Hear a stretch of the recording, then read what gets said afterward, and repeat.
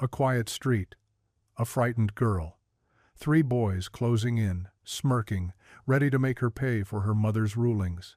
Then, out of the shadows, a tired working man steps forward. No fists. No shouting.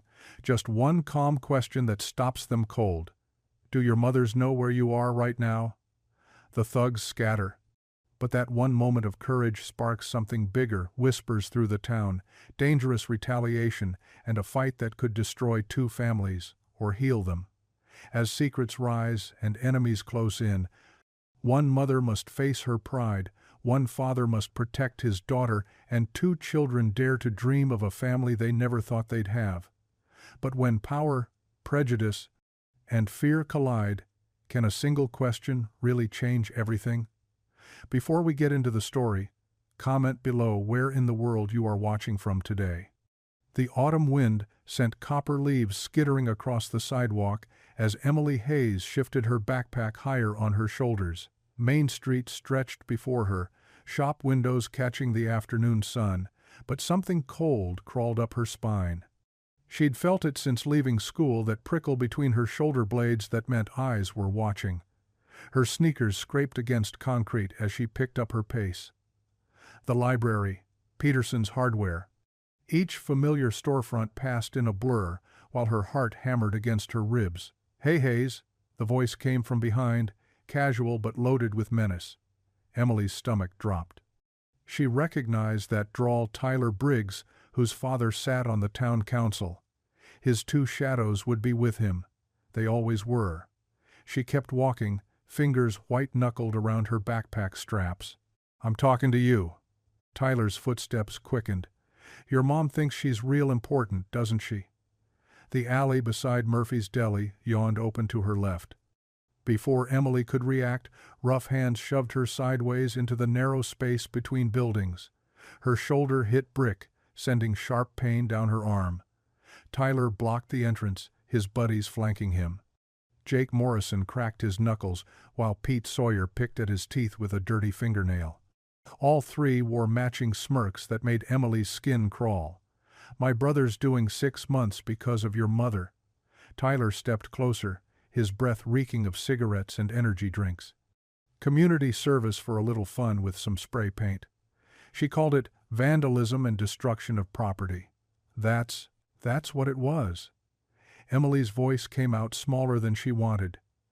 Jake laughed, ugly and sharp. "Listen to her. Sounds just like Mommy Judge. Maybe we should teach her what real destruction looks like."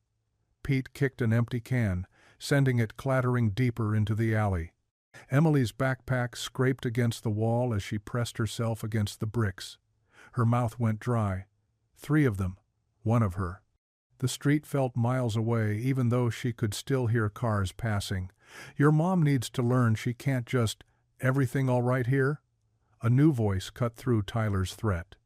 Emily's gaze snapped to the alley entrance where a man stood silhouetted against the fading daylight. Oil stains marked his worn jeans, and his flannel shirt had seen better days. Daniel Miller, she recognized him from around town, though they'd never spoken. Some folks whispered about him. Said he'd been in a bar fight once. Said he could barely keep the lights on. Tyler's chest puffed out. "Mind your business, old man." Daniel stepped into the alley, unhurried. Grease still darkened the creases of his hands from whatever car he'd been working on. He looked at each boy in turn, taking his time, saying nothing. The silence stretched like pulled taffy. When he finally spoke, his voice carried no anger, no threat. Just a simple question that hung in the air between them. "Do your mothers know where you are right now?" Pete's smirk faltered. Jake's hands unclenched. Daniel waited, patient as stone. "I asked you boys a question." Still no rage, just that steady, fatherly tone that somehow cut deeper than any shout. "Mrs. Briggs, she's probably wondering why Tyler isn't home for dinner. And Jake, your mom works doubles at the hospital, doesn't she? Be a shame if she heard you were hassling young girls in alleys instead of doing homework." Tyler's face went pale beneath his cocky exterior. "You don't know anything about, I know enough." Daniel's eyes never left Tyler's face. "Know your dad's reputation matters to him. Know your mom volunteers at church every Sunday, talks about raising good boys. He tilted his head slightly. This what good boys do? Corner girls in alleys? The three exchanged glances. Emily watched something shift in their expressions, bravado crumbling into something that looked almost like fear, or maybe shame. We weren't. We were just talking. Jake's voice cracked. Talking. Daniel nodded slowly. That what you'll tell your mothers? That you were just talking to Judge Hayes's daughter in an alley after school? 3 of you? 1 of her? Pete backed up first, nearly tripping over the discarded can. Come on, guys. Tyler held his ground for another heartbeat, jaw clenched. But even he couldn't maintain eye contact with Daniel's steady gaze. This isn't over, he muttered, but the threat rang hollow. They scattered like startled crows, their footsteps echoing off the alley walls as they ran. Tyler threw one last glare over his shoulder before disappearing around the corner. Emily's knees shook. Her fingers trembled as she adjusted her backpack straps, trying to look normal, trying to breathe normal. The brick wall felt like the only thing keeping her upright. You hurt? Daniel's voice had gentled, though he kept a respectful distance. She shook her head, then nodded, then shook it again. They didn't. I'm okay. But her voice wobbled on the last word, and suddenly tears burned hot behind her eyes. She blinked hard, refusing to cry in front of this stranger who'd just saved her from what? What would they have done if he hadn't shown up? How about I walk you home? Daniel pulled a clean rag from his pocket, wiping the worst of the grease from his hands. Make sure those boys don't circle back. Emily nodded, not trusting her voice. They stepped out of the alley together, back into the dying light of Main Street where normal people did normal things, unaware of what had almost happened in the shadows. Emily's sneakers scraped against the sidewalk as they walked. The familiar streets of her neighborhood looked different somehow, the shadows longer, the spaces between streetlights darker. Daniel kept to her left, maintaining enough distance that she didn't feel crowded, but close enough that his presence felt solid, real. You sure you're all right?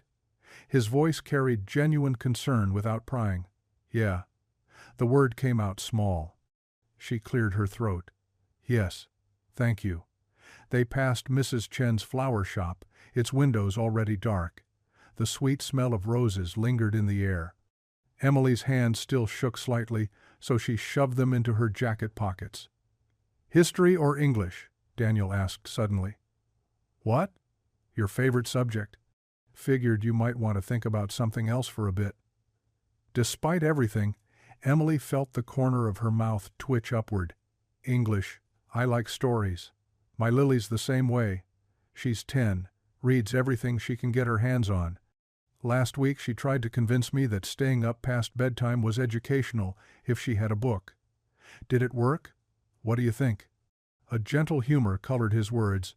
Though I did let her have an extra 15 minutes, don't tell her that was my plan all along. Emily found herself relaxing incrementally. This man who'd faced down 3 boys without raising his voice was also a dad negotiating bedtimes. She sounds smart. Too smart sometimes. Gets that from her mother. His voice caught slightly on the last word, a tiny hitch that Emily recognized. She'd heard that same catch in her own mother's voice when someone mentioned her father. They turned onto Maple Avenue, where the houses grew larger, the lawns wider. Emily's house sat at the end, white colonial with black shutters, pristine and imposing like Margaret herself. The porch light was already on, though dusk had barely settled. That's mine, Emily pointed unnecessarily.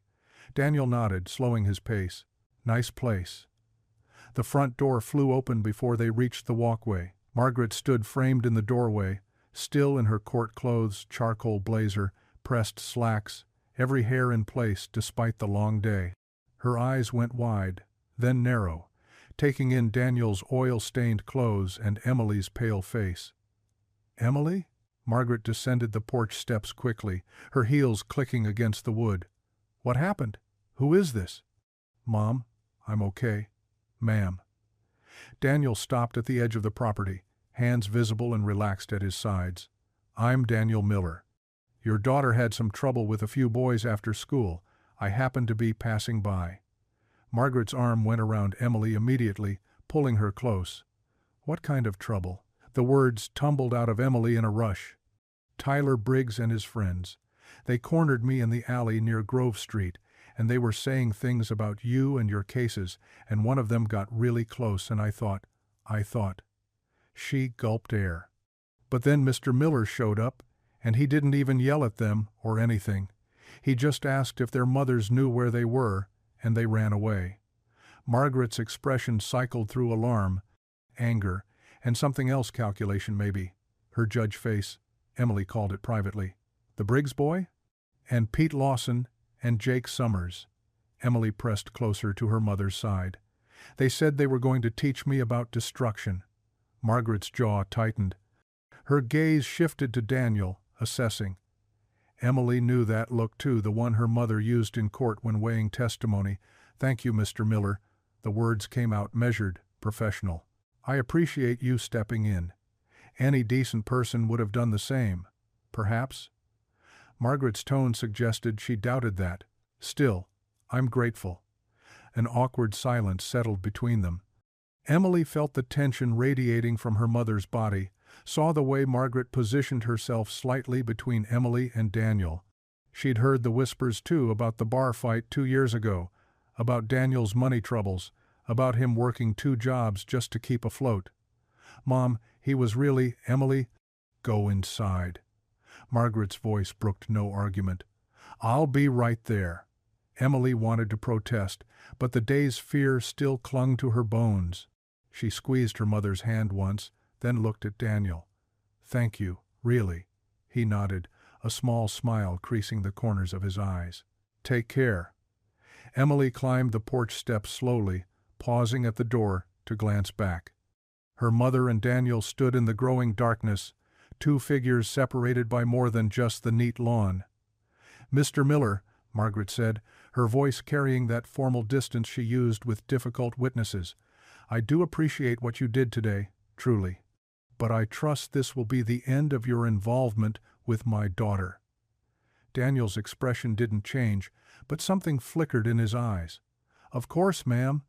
Just wanted to make sure she got home safe. She's home now." Margaret's smile was perfect and cold as porcelain. "Have a good evening." Daniel turned without another word, walking back the way they'd come. His shoulders stayed straight, unhurried, dignified, despite the dismissal. Emily watched until the darkness swallowed him, this stranger who'd stood between her and danger, who talked about his daughter with such gentle pride. Margaret climbed the stairs, her hand finding Emily's shoulder. Inside, "We need to talk about what happened." But Emily couldn't shake the image of Daniel walking away alone into the night, or the feeling that her mother had just pushed away something important. The Hayes house felt too large after Daniel left. Emily followed her mother into the kitchen, where Margaret set her briefcase on the marble counter with more force than necessary. The overhead lights caught the silver threads in her mother's dark hair, making her look older, more tired. "Tea?" Margaret asked, already filling the kettle. "Mom, you're not listening to me." Emily dropped her backpack by the breakfast nook. "Mr. Miller isn't what people say." Margaret's hand stilled on the faucet. "And what exactly do people say?" "You know what they say." Emily pulled out a chair, its legs scraping against the tile. "About the fight at Murphy's bar, about him being trouble." "But Mom, you should have seen him today. He didn't raise his voice or his fists. He just knew exactly what to say." The kettle clinked against the stovetop. Margaret turned, leaning against the counter, arms crossed. "Emily, you don't know this man. He reminded me of Dad." The words hung between them like a physical presence. Margaret's face went slack, her professional armor cracking. She gripped the counter edge behind her. "Don't!" The word came out strangled. "I'm serious." Emily pressed forward, sensing the opening, the way he stayed calm. The way he made those boys feel ashamed without threatening them. Dad would have done the same thing. Margaret closed her eyes. 4 years since the cancer took James, and Emily still found ways to resurrect him in conversation, in comparisons, in memories that ambushed them both. The house creaked around them, settling into evening, full of spaces James used to fill. "Your father knew those boys' families," Margaret said finally. "He grew up here. He had standing. Mr. Miller is—" "What, poor? A mechanic?" Emily's voice rose. "Since when do we judge people by their jobs?" "We don't." Margaret opened her eyes, fixing Emily with her courtroom stare. "But we also don't trust strangers so easily. You don't know anything about him except what happened today. I know he helped me when nobody else did." Emily shoved back from the table. "There were other people on that street, Mom. I saw them. Mrs. Patterson was walking her dog. Mr. Chen was getting his mail. They all saw those boys corner me and they did nothing. But Daniel, Mr. Miller, he stopped. The kettle began its low whistle. Neither of them moved. He has a daughter," Emily said quieter. "Lily. She's 10. He talked about her like—" She swallowed. "Like Dad used to talk about me?" Margaret turned off the burner, movements mechanical. The whistle died to silence. Outside, October wind rattled the windows, carrying the smell of wood smoke from somewhere down the street. "I need you to be careful," Margaret said to the cabinet she was opening. "The Briggs family has influence in this town. If they think Mr. Miller interfered, they cornered me because of you." Emily's words hit like stones. "Because you sentenced Tyler's older brother last month. This isn't about Mr. Miller." Margaret's hand trembled slightly as she pulled down 2 mugs. "All the more reason to keep our distance from anyone else who might become a target." Across town, the Miller house glowed warm against the darkening sky. The bungalow sat small and neat on Jackson Street, its yellow paint fading but clean, the lawn mowed in precise lines despite the dying grass. Daniel pushed through the front door to find Lily at the kitchen table, flour dusting her cheeks. "Daddy!" She launched herself at him, leaving white handprints on his already stained work shirt. "I made snickerdoodles. Mrs. Garcia taught us in home economics, and I remembered everything." The kitchen smelled like cinnamon and butter. Cookies cooled on a wire rack, some burnt at the edges, others perfect golden circles. Daniel lifted Lily up, spinning her once before setting her down. "They smell amazing, sweetheart. Try one." She grabbed the most perfect cookie, holding it up to his mouth. He took a bite, exaggerating his approval with closed eyes and a satisfied hum. "Best cookie I ever tasted," Lily beamed, launching into a detailed explanation of the recipe while Daniel washed his hands at the sink. The water ran brown with oil and dirt. Through the window, he could see the Hendersons' house next door, their television flickering blue through sheer curtains. "And then Tommy said his mom never lets him bake, but I told him he could have one of mine tomorrow." Lily paused. "Daddy? Are you listening? Every word?" He dried his hands on the dish towel, but his mind kept circling back to Emily Hayes, the way her fingers had trembled on her backpack straps. "Tommy's lucky to have a friend like you." They ate dinner, leftover pot roast stretched thin with extra vegetables, while Lily chattered about her day. Daniel nodded at the right moments, asked the right questions, but Emily's frightened eyes haunted him. Those boys would remember him now. Their parents would ask questions. After dishes, they knelt beside Lily's narrow bed for prayers. Her room was tidy, walls covered with drawings, and a poster of the solar system. Her mother's photo sat on the nightstand, forever smiling. "God, thank you for today," Lily began, hands folded. "Thank you for helping me remember the recipe. Please help Mrs. Johnson's cat come home because she's been missing for 3 days. And keep Daddy safe at work. And keep you safe at school," Daniel added softly. "And help the sad girl," Lily continued, surprising him. "The one Daddy's thinking about." Daniel's eyes opened. Lily peeked at him sideways, a small smile on her face. "How do you get the same face when you're worried about someone?" She squeezed his hand, like when Mr. Patterson got laid off. Daniel pulled her close, kissing the top of her head. "Too smart for your own good."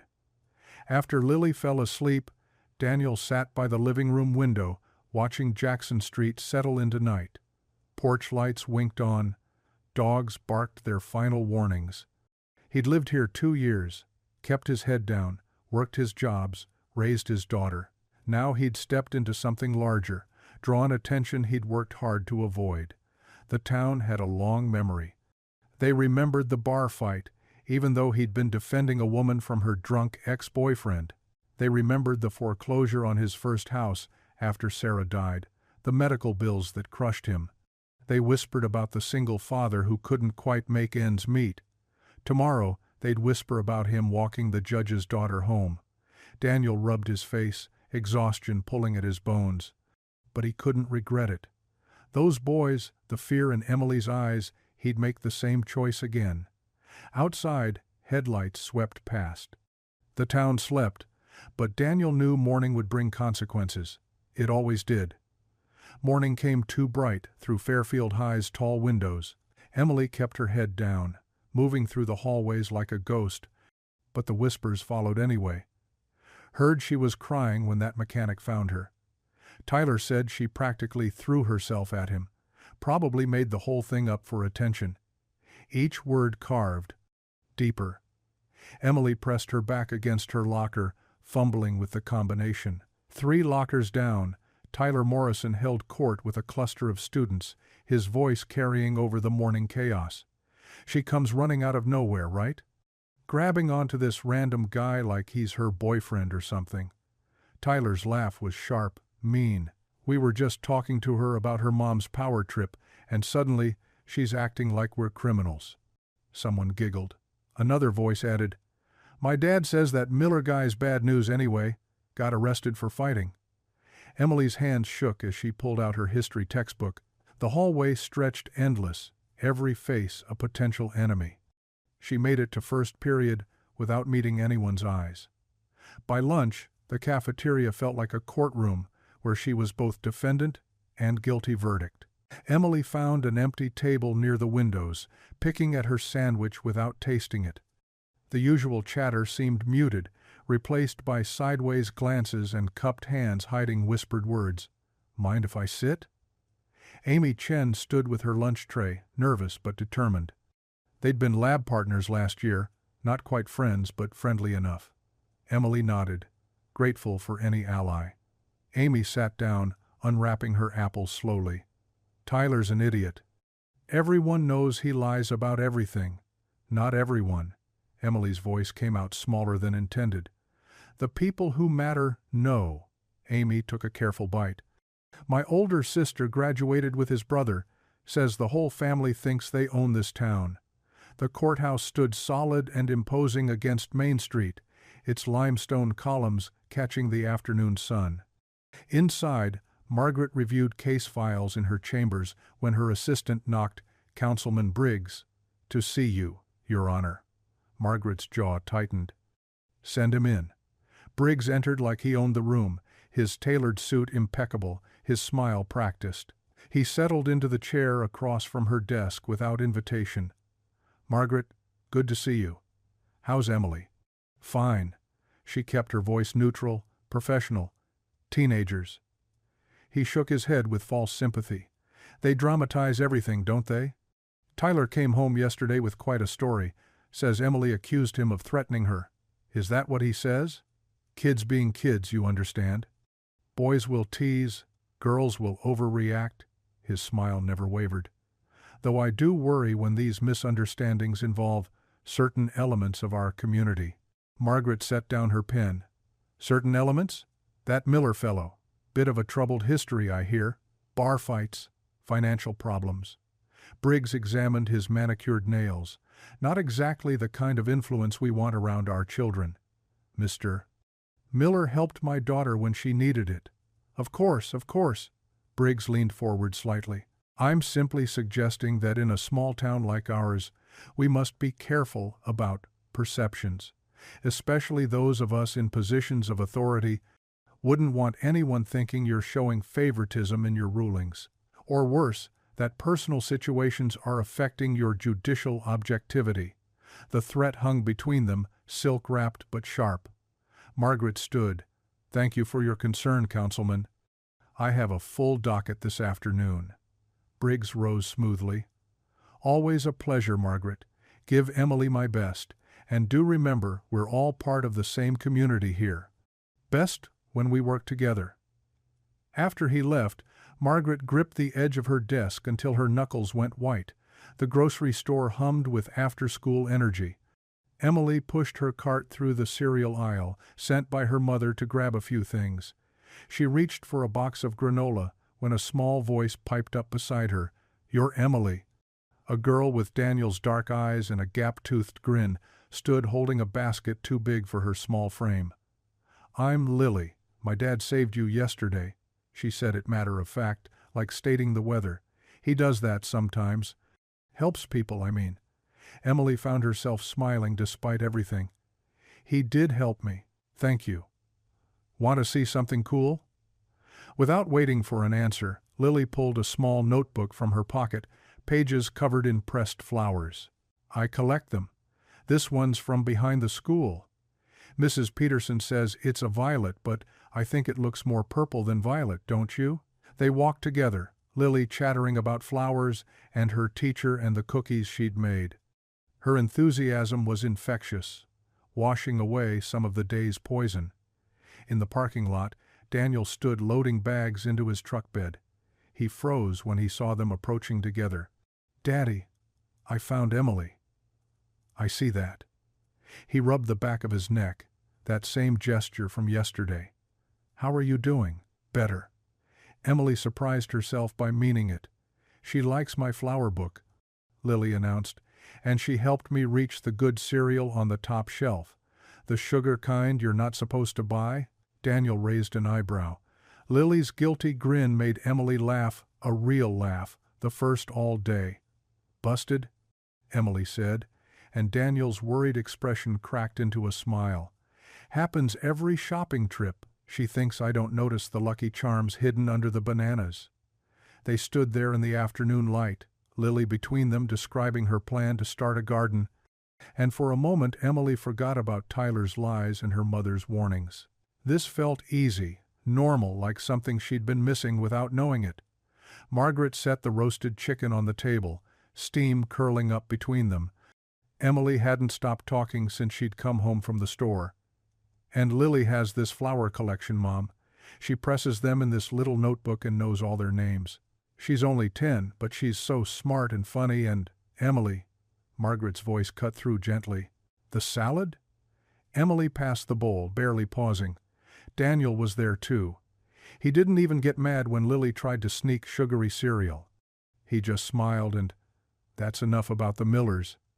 The words dropped like ice into warm water. Emily's fork stopped halfway to her mouth. "What?" Margaret carved the chicken with precise movements. "I don't want you getting too involved with that family." "Too involved?" "Mom, I talked to a little girl at the grocery store. A little girl whose father has a reputation in this town. I've heard things, Emily. A bar fight that sent someone to the hospital. Financial troubles. We don't need those complications." Emily's chair scraped against the floor as she stood. "Complications? He saved me yesterday. He was in the right place at the right time." "No," Emily's voice cracked. "He saw me in trouble, and he helped. He didn't have to. He could have walked away like everyone else does, but he didn't." Her eyes filled with tears. "He reminded me of Dad." The words hit Margaret like a physical blow. Dad would have helped someone in trouble. Dad would have seen past stupid town gossip. Dad would have. Emily's voice broke completely. She turned and ran upstairs, her door slamming hard enough to rattle the pictures on the wall. Margaret sat alone at the table, the chicken growing cold. She stared at the empty chair where Robert used to sit, where he'd make Emily laugh during dinner, where he'd reach across to squeeze Margaret's hand when she had tough cases. "He reminded me of Dad." Her hands trembled as she cleared the plates. The kitchen in Daniel's small bungalow smelled like butter and cheese. Lily stirred the pot of macaroni while Daniel set two mismatched plates on their wobbly table. "Add a little milk," he said. "Makes it creamier." Lily poured carefully, her tongue poking out in concentration. They'd done this dance 100 times, their Thursday night tradition, when he worked late at the shop. As they ate, Lily grew quiet, unusual for her. "What's on your mind, Bug?" She pushed macaroni around her plate. "Why don't people in town like you?" Daniel's fork paused. He'd known this conversation would come eventually, just hoped for a few more years. "Who said they don't like me?" "Tyler Briggs said his dad says you're trouble, and Mrs. Henderson crossed the street when she saw us yesterday." Lily's eyes stayed on her plate. "Is it because of me? Because Mom's gone?" "No, baby. Never because of you." Daniel reached across, lifting her chin gently. "Sometimes people remember the worst parts of someone and forget to look for the good." "What worst parts?" He sighed, choosing his words carefully. "When I was younger, before you were born, I made mistakes. Got into a fight at a bar. Someone got hurt. Did you start it?" "No. But I didn't walk away either. I let my anger control me instead of the other way around." He squeezed her small hand. "Then after Mom died, money got tight. I had to borrow from people, couldn't always pay back on time. People remember things like that." Lily absorbed this, her 10-year-old mind working through it. "But you're different now." "I try to be." "You pray every night. You help people. You fixed Mrs. Canton's car for free when she couldn't pay." Daniel smiled sadly. "Not everyone sees that part. Emily's mom should see the real you." Lily's voice held that innocent certainty only children possess. "Like I do. Like Emily does." Maybe, but the word tasted hollow. Margaret Hayes was a judge, educated, respected. She lived in that big colonial while he rented this cramped bungalow. She wore tailored suits, while his hands bore permanent grease stains. "Can we invite them for dinner?" Lily asked suddenly. "I could make my cookies." "We'll see, Bug." They finished eating, talking about safer things: Lily's science project, the church carnival next month. But as Daniel washed dishes, he caught himself looking out the window toward the better part of town, where streetlights glowed warmer and houses stood proud. In her room, Emily sat on her window seat, arms wrapped around her knees. Below, her mother moved through the kitchen, cleaning with the mechanical precision she used when upset. Emily pulled out her phone, scrolling past messages from classmates spreading Tyler's lies. She stopped at a number she'd saved that afternoon, the shop where Daniel worked, grabbed from a business card Lily had shown her. She didn't text. But she didn't delete it either. Margaret stood in Robert's old study, now her home office. His photo sat on the desk, him laughing at some joke Emily had told, eyes crinkled with joy. She traced his face with one finger. "She's growing up," she whispered, "and I'm so scared of letting the wrong people in." The house settled around her with familiar creaks. From upstairs, she heard Emily's music playing softly. 2 miles away, unknown to her, Daniel helped Lily with homework at their small table. Two families, two different worlds, slowly orbiting closer despite every reason to stay apart. The autumn wind picked up outside, scattering leaves against windows, carrying the promise of change. Saturday morning arrived crisp and bright, the kind of autumn day that made the town square look like a postcard. Emily stood in the kitchen doorway, watching her mother sort through case files at the breakfast table. "There's a community event downtown today." Margaret didn't look up. "That's nice. I want to volunteer." Now Margaret's eyes lifted, sharp and assessing. "With whom?" "Just the community. They need help setting up booths, serving food. Normal stuff." "Emily, Mom, I can't stay locked in this house forever." Emily's voice cracked slightly. "Please. It's broad daylight. Main Street. There'll be hundreds of people." Margaret studied her daughter's face, the determination mixed with something else. Fear, maybe. Or the need to prove she wasn't afraid. "Fine, but you text me every hour. Every half hour if you want." The town square buzzed with activity. White tents sprouted like mushrooms across the grass, while volunteers hauled tables and chairs from trucks. Emily wove through the crowd, breathing in the smell of fresh donuts from the Baptist church booth. Then she spotted them. Daniel knelt beside a folding table, showing Lily how to lock the legs in place. Lily wore an oversized volunteer t-shirt that hung past her knees, her face bright with importance. "Emily!" Lily's voice carried across the square. Emily jogged over, unable to hide her smile. "Hey, you two?" Daniel straightened, wiping his hands on his jeans. Paint stains and motor oil marked his shirt, despite obvious attempts to clean it. "Didn't expect to see you here." "I wanted to help." Emily knelt beside Lily. "What are you setting up?" "The church fundraiser booth. We're selling Dad's friend Mr. Canton's furniture. He makes these beautiful birdhouses," and Lily launched into an enthusiastic description while Daniel watched quietly. Across the square, Margaret parked her sedan. She'd told herself she was just checking on Emily, making sure everything was safe, but seeing her daughter kneeling in the grass beside Daniel Miller's child made her stomach tighten. She walked over, heels clicking on pavement. "Emily." Daniel noticed her first, his expression shifting to something carefully neutral. "Judge Hayes." "Mr. Miller." The words came out stiffer than intended. "I didn't realize you'd be here." Church asked for volunteers. Lily wanted to help. They stood there, an awkward triangle of adults, while the girls chatted about birdhouse colors. Margaret searched for something to say that wasn't "stay away from my daughter" or "what are your intentions." "Mom, look." Emily held up a miniature Victorian birdhouse, painted purple with tiny white trim. "Mr. Canton made this. Isn't it amazing?" Before Margaret could respond, an elderly man shuffled over, leaning heavily on a cane. His veteran's cap sat crooked on his white hair. "Daniel, could you—" The man stopped, noticing Margaret. "Oh, sorry.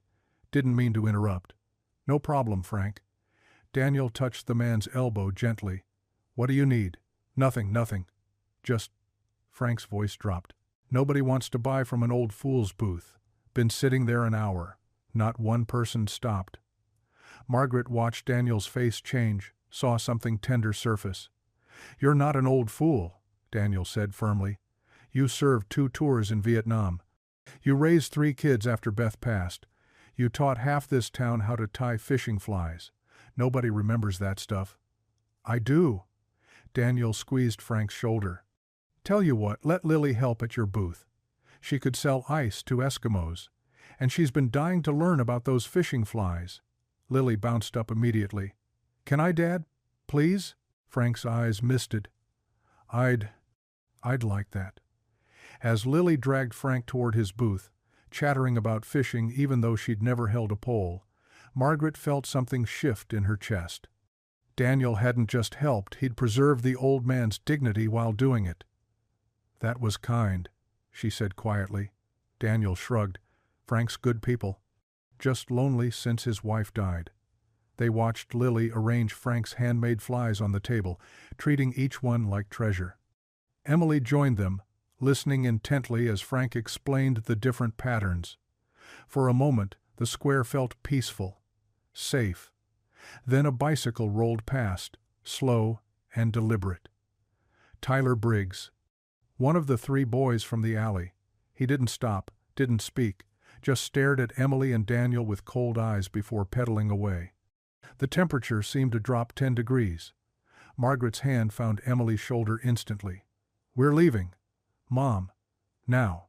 Daniel stepped forward. "Judge Hayes, wait." "No." Margaret pulled Emily closer. "This is exactly what I was afraid of."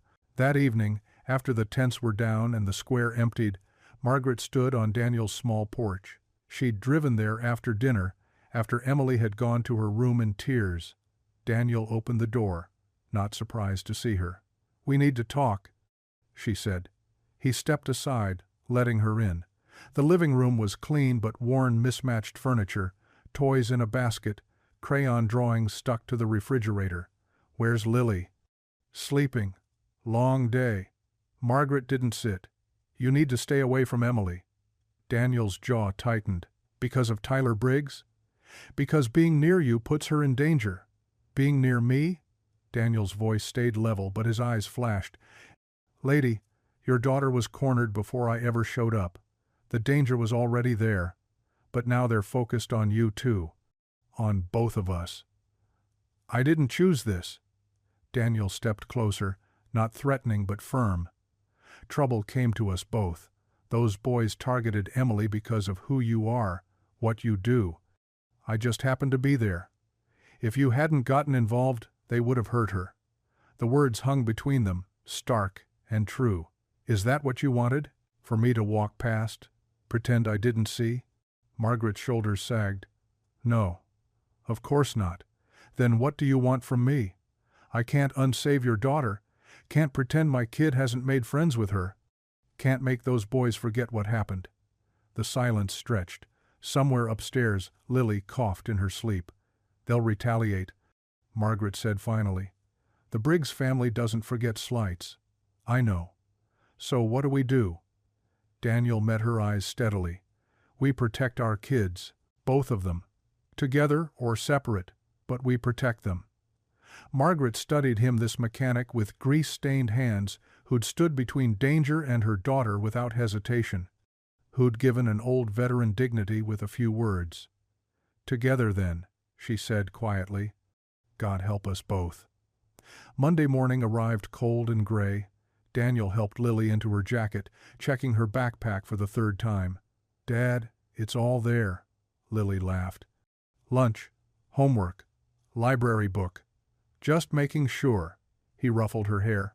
Ready? They walked out to his old Ford pickup, Lily chattering about Frank's fishing flies. Daniel rounded the driver's side and stopped dead. Across the door, in dripping red spray paint, trash. And below it, cruder words he'd never let Lily see. Dad? Lily called from the passenger side. You coming? Just checking the tires, he said, voice steady. His hand found the old rag in his pocket, started rubbing at the paint. It smeared but didn't come off. Hop in, sweetheart. He climbed in, positioning himself to block her view of the door.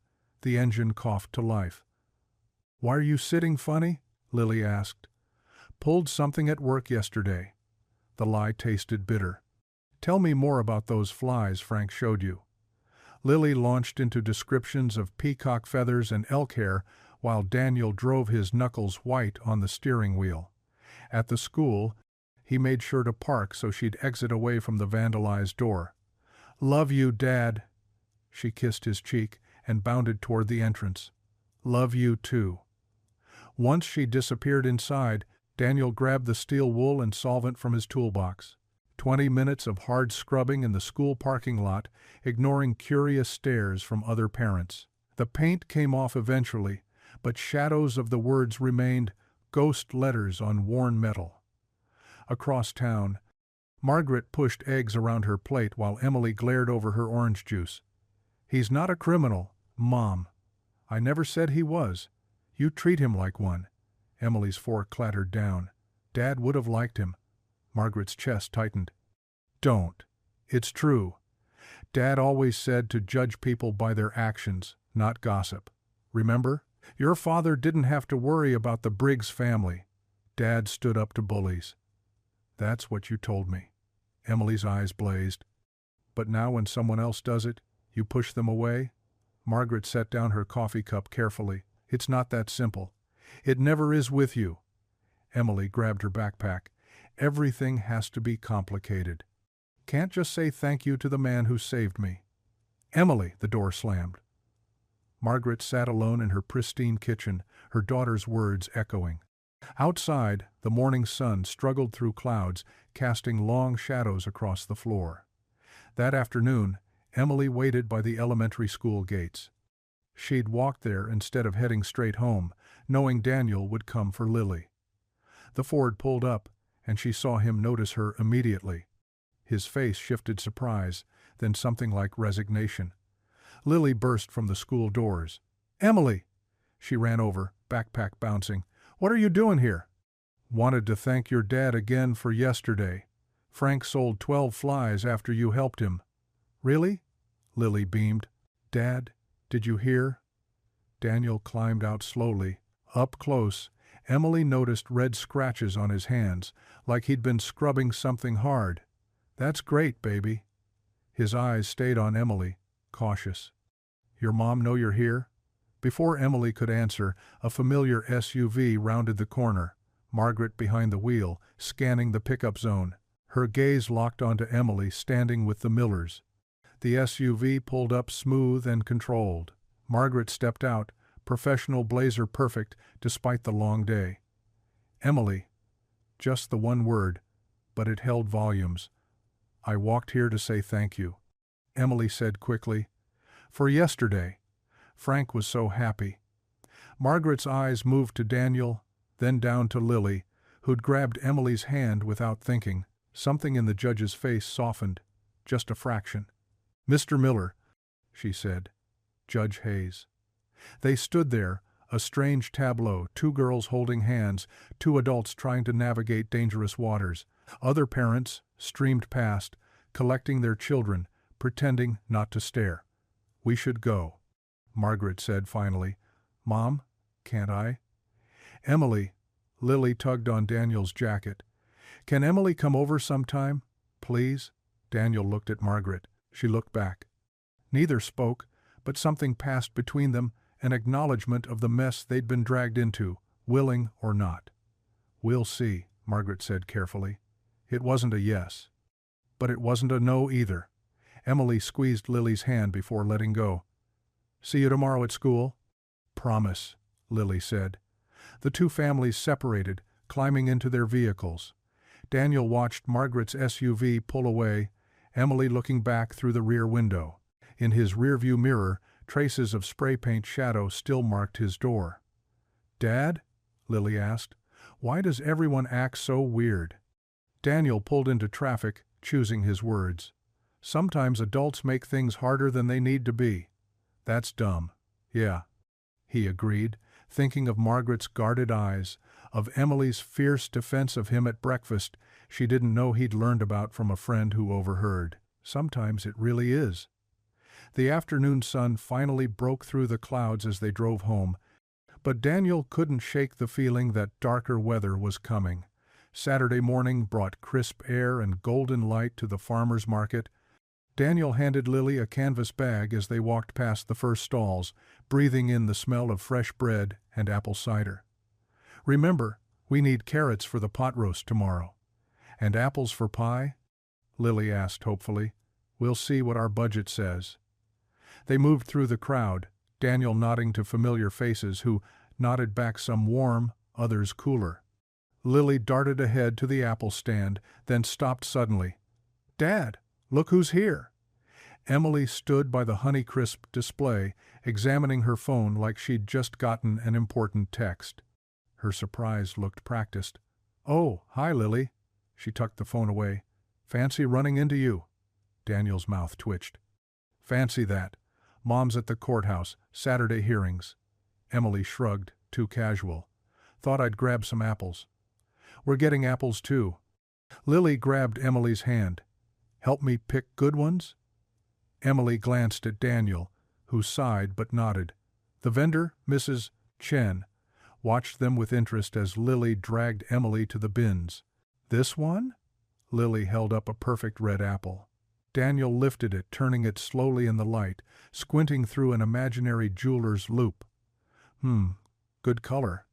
Nice weight. He tapped it gently. But listen to that hollow sound. This apple's hiding something.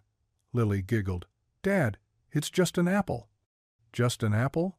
He clutched his chest in mock offense. These are serious investments, young lady. He picked up another, holding it to his ear. Now this one's singing. Apples don't sing. Lily protested through laughter. This one does. Listen. He held it to Lily's ear, humming quietly. Emily covered her mouth, trying not to laugh too loud. You're ridiculous. Ridiculously good at apple selection. Daniel added it to their bag with flourish. 20 years of apple-picking experience right here. They worked through the bin, Daniel inspecting each apple with increasing drama, checking for suspicious dimples and questionable stems until both girls doubled over with laughter. Mrs. Fiver, Chen shook her head, smiling as she weighed their selection. 5 pounds even, she announced. Daniel counted bills from his worn wallet, aware of Emily watching. She pulled out a 20. Let me get these. "That's not necessary, please, for making me laugh." She pressed the bill into Mrs. Chen's hand before Daniel could protest further. They drifted to the next stall, Lily between them, swinging both their hands. Daniel tried not to notice how natural it felt, this small moment of being something almost like a family. "Vegetables. Dot," Lily announced, pulling them toward the carrots. That's when Daniel saw her, Margaret Hayes, standing by the flower stall across the way, watching them, her expression unreadable behind designer sunglasses. She walked over, each step measured. The crowd seemed to part for her. "Emily. Mom." Emily's hand tightened on Lily's. "You finished early." The Henderson case settled. Margaret's gaze moved to Daniel, then down to where Lily had slipped her other hand into Emily's, linking them all together like paper dolls. Something flickered across Margaret's face, not anger, exactly. Something softer and sadder. "Judge Hayes." Daniel kept his voice steady. "Mr. Miller." She removed her sunglasses, studying him. "I see my daughter found you again. Seems to be a pattern." Lily looked up at Margaret with bright curiosity. "We're buying vegetables for pot roast. Dad makes the best pot roast. Want to come?" The invitation hung in the air like a soap bubble, fragile and shimmering. "That's very kind, Lily. But Mom loves pot roast," Emily said quietly. Margaret's composure cracked slightly. Emily used to help her father make it every Sunday. Past tense hung heavy. Daniel recognized the weight of it, the way grief could ambush you in ordinary moments. "Well," he said carefully, "there's always too much for just two people." Margaret looked at him then, really looked. Not the judge evaluating a potential threat, but a widow recognizing another single parent trying to navigate impossible waters. "Thank you." The words came out formal, but not cold. "That's very generous." An older woman pushed past with her cart, forcing them to step closer together. For a moment, they stood in an awkward circle, two broken families accidentally making something that looked whole. "I should thank you," Margaret said suddenly, "for watching out for Emily. When those boys—" She stopped, composed herself. "You did what any father would do. I did what was right. Not everyone would have." Their eyes met over the girls' heads. Daniel saw fear there, but something else too. Recognition, maybe? Or possibility? "Mom, can I stay with them? Just for a little bit?" Emily's voice carried hope wrapped in caution. Margaret hesitated, watching Lily bounce on her toes with excitement. "I suppose. For a little while." That night, Margaret lay in her too large bed, staring at the ceiling. The house felt especially empty after seeing Emily laugh so freely at the market. She kept thinking about Daniel's hands scarred from honest work, gentle with his daughter, careful as he'd inspected those ridiculous apples. Her husband would have liked him. The thought came unbidden and wouldn't leave. She turned toward the empty pillow beside her, where James used to sleep. 3 years gone, but she still felt the shape of his absence. Daniel Miller stirred something in her fear, yes, because his very presence brought danger to their door. But underneath that, something else. A longing she'd buried with James. The possibility of not carrying everything alone. She pressed her face into the pillow, trying to silence the treacherous whisper of her heart that said maybe, just maybe, their accidental collision might become something intentional, something worth the risk. Margaret discovered the note tucked between case files on Tuesday morning. Plain white paper, block letters. "Back off the Briggs boy, or your daughter pays." Her hand stayed steady as she photographed it, sealed it in an evidence bag, then locked it in her desk drawer. The courthouse buzzed with its usual morning chaos, lawyers arguing motions, clerks shuffling papers, but Margaret felt suddenly isolated, like she stood behind soundproof glass. She didn't tell anyone. Not her clerk, not the sheriff, certainly not Emily. By Thursday, she'd checked the locks 3 times each night, watched every car that passed their house, studied every face in the courthouse hallways.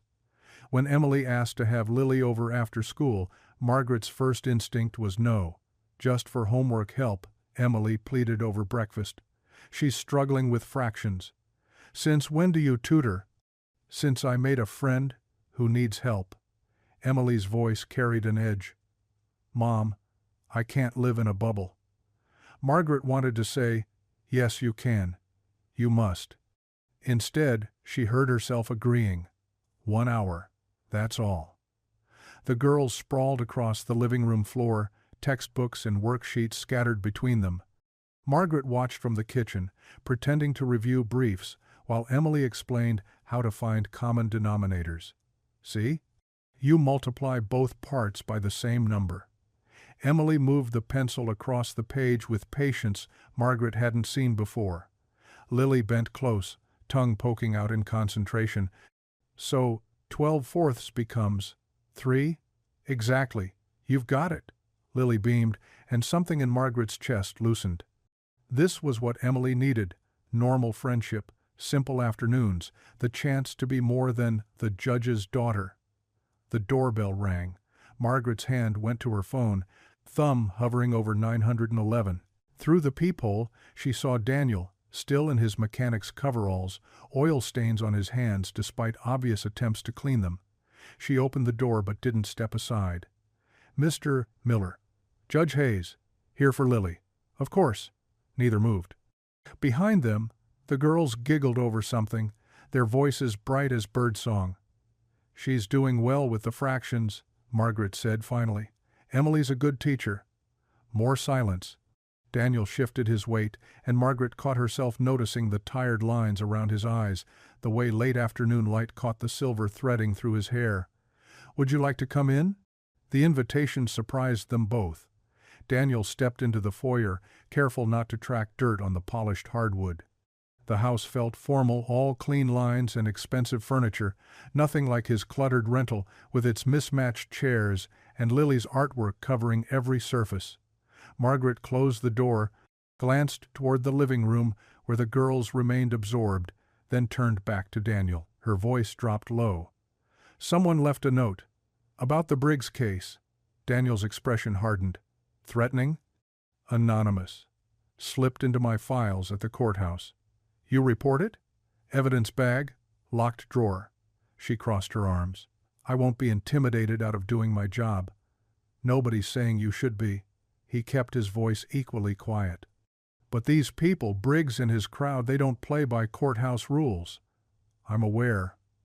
Are you? Daniel stepped closer, close enough that she smelled motor oil and something else. Soap, maybe. My truck got tagged last week. Nothing serious, just spray paint. But it's starting. Margaret's jaw tightened. Then we handle it through proper channels. Proper channels don't stop a brick through your window at midnight. Speaking from experience, speaking from growing up here, knowing how power protects itself. His eyes held hers. You're brave, Judge Hayes, but brave doesn't stop bullets. They wouldn't they? From the living room, Lily called out, Dad, look what Emily taught me. The spell broke. They stepped apart, suddenly aware how close they'd been standing. Daniel moved toward the living room, Margaret following. Hey, sweetheart, ready to go? 5 more minutes, please? Daniel glanced at Margaret, who nodded. 5 minutes. That night, after macaroni and cheese from a box, Daniel sat on Lily's bed for prayers. God, thank you for Emily helping me with math. Thank you for Dad's job and our house and Mrs. Chen's apples. Lily paused. And please keep Emily and her mom safe from the mean boys. Amen. Amen. Daniel kissed her forehead. Sleep tight. Dad? Is Judge Hayes scared? Daniel considered lying, chose truth instead. I think she's worried, but she's strong. Like you? Stronger, probably. Lily smiled, already drifting toward sleep. Good. Emily needs someone strong. Daniel turned off the light, left her door cracked the way she liked. In the kitchen, he washed dishes by hand, thinking about Margaret Hayes standing in that pristine foyer, trembling so slightly he'd almost missed it. All that courage, and underneath, she was just another parent terrified for her child. Across town, Margaret sat in her study, The threatening note spread on her desk under the lamp's harsh circle. Her hands shook now, in private, where no one could see. She thought about Daniel's warning, his closeness in the foyer, the steady certainty in his voice. Brave doesn't stop bullets, but backing down meant teaching Emily that fear won, that justice bent to whoever shouted loudest or threatened most. She refolded the note, locked it away again. Tomorrow she'd file the proper reports, follow protocol, maintain the system she'd sworn to uphold. Tonight, though, she sat alone in her study and did something she hadn't done since James died. She prayed. The knock came at 4:30, just as Daniel finished changing out of his coveralls. Through the peephole, Emily Hayes stood on his doorstep, school bag slung over one shoulder, jaw set with teenage determination. "Emily, everything okay? I need somewhere to be that isn't home." Her voice carried that particular brittleness of someone holding back tears. "Please." Just for a little while. Daniel glanced back at Lily, who'd already spotted their visitor through the window and was bouncing on her toes. "Your mom know you're here?" "She's in court until 6. Emily's chin lifted. "I left a message. Not quite a lie. Not quite the truth." Daniel recognized the dance he'd done it himself at her age. Against his better judgment, he stepped aside. "Come on in." Emily entered the small house, taking in the cluttered living room with its sagging couch, the coffee table covered in Lily's homework and crayons. A far cry from her mother's pristine colonial. "Emily." Lily crashed into her for a hug. "Want to make cookies? Dad bought chocolate chips." "Store brand," Daniel added, as if that mattered. But Emily's face lit up. "I'd love to." The kitchen barely fit 3 people. Daniel cleared newspapers from the counter while the girls pulled ingredients from cabinets. Emily had to duck under a hanging plant basket, nearly knocked over a stack of library books balanced on the microwave. "Your house is so." She searched for the word. "Cramped?" Daniel offered. "Lived in." Lily dragged a stool to the counter. "Emily, you measure the flour. I'll do the eggs." They worked side by side, Lily chattering about school, Emily gradually relaxing. Flour dusted the counter. The floor somehow got in Lily's hair. When Emily cracked an egg wrong and shell pieces fell in the bowl, she froze, waiting for scolding. "Fish 'em out with a bigger piece of shell," Daniel said from the table, not looking up from his book. "Works better than chasing them with your finger." Emily tried it, laughed when it worked. "How'd you know that?" "Single dad. You learn." The oven preheated, filling the small space with warmth. Emily watched Lily stir chocolate chips into the dough, stealing one every few stirs, completely at ease in the chaos. At home, their housekeeper did all the cooking. Meals appeared on the dining table at precise times, eaten in relative quiet. "Dad always lets me lick the spoon," Lily announced, already claiming the mixing spoon. "Always?" Emily teased. "Well, when we make cookies, which is only sometimes because Dad says too much sugar makes me bouncy." "You're already bouncy," Daniel called out. "That's why I don't need sugar to help." Emily laughed, really laughed, for the first time in days. She helped Lily drop spoonfuls of dough onto the baking sheet, not caring when they came out uneven. The knock at the door made them all freeze. Through the window, Margaret Hayes stood on the porch, still in her court suit, face unreadable. Daniel opened the door. "Judge Hayes." "Mr. Miller, I got Emily's message." Her tone could have meant anything. "Mom." Emily appeared, flour in her hair, chocolate on her fingers. "We're making cookies." Margaret's gaze swept the scene, the messy kitchen, Daniel in his worn jeans and faded flannel, Lily bouncing beside Emily with the mixing bowl. For one breath. 2. Something flickered across her face. "I see that." "They'll be ready in 10 minutes, Lily announced. "You can have one." "We made lots." Margaret's mask slipped, just slightly. "That's kind, but please?" Emily's voice carried something desperate. "Just stay for a few minutes?" Margaret looked at Daniel, who shrugged. "Plenty of cookies." She entered carefully, like stepping into a foreign country. The house smelled like vanilla and chocolate, underlaid with something else, motor oil maybe, or just life lived without pretense. Daniel returned to his book at the small table. Emily and Lily pulled cookies from the oven, debating whether they needed 2 more minutes. Margaret stood in the doorway watching. The domestic scene felt almost rehearsed, father reading, children baking, mother observing. Except they weren't a family. Just 3 broken pieces that happened to fit together for one afternoon. "Judge Hayes, you want milk or coffee with your cookie?" Lily asked, already playing hostess. We should go." "Mom," Emily's shoulders sagged. "Please, just be normal for 5 minutes." The words stung. Margaret saw it in the way Daniel's hand stilled on his book, though he didn't look up. "Coffee," Margaret said quietly. "Black." Daniel rose to pour it, their fingers brushing as he handed her the mug.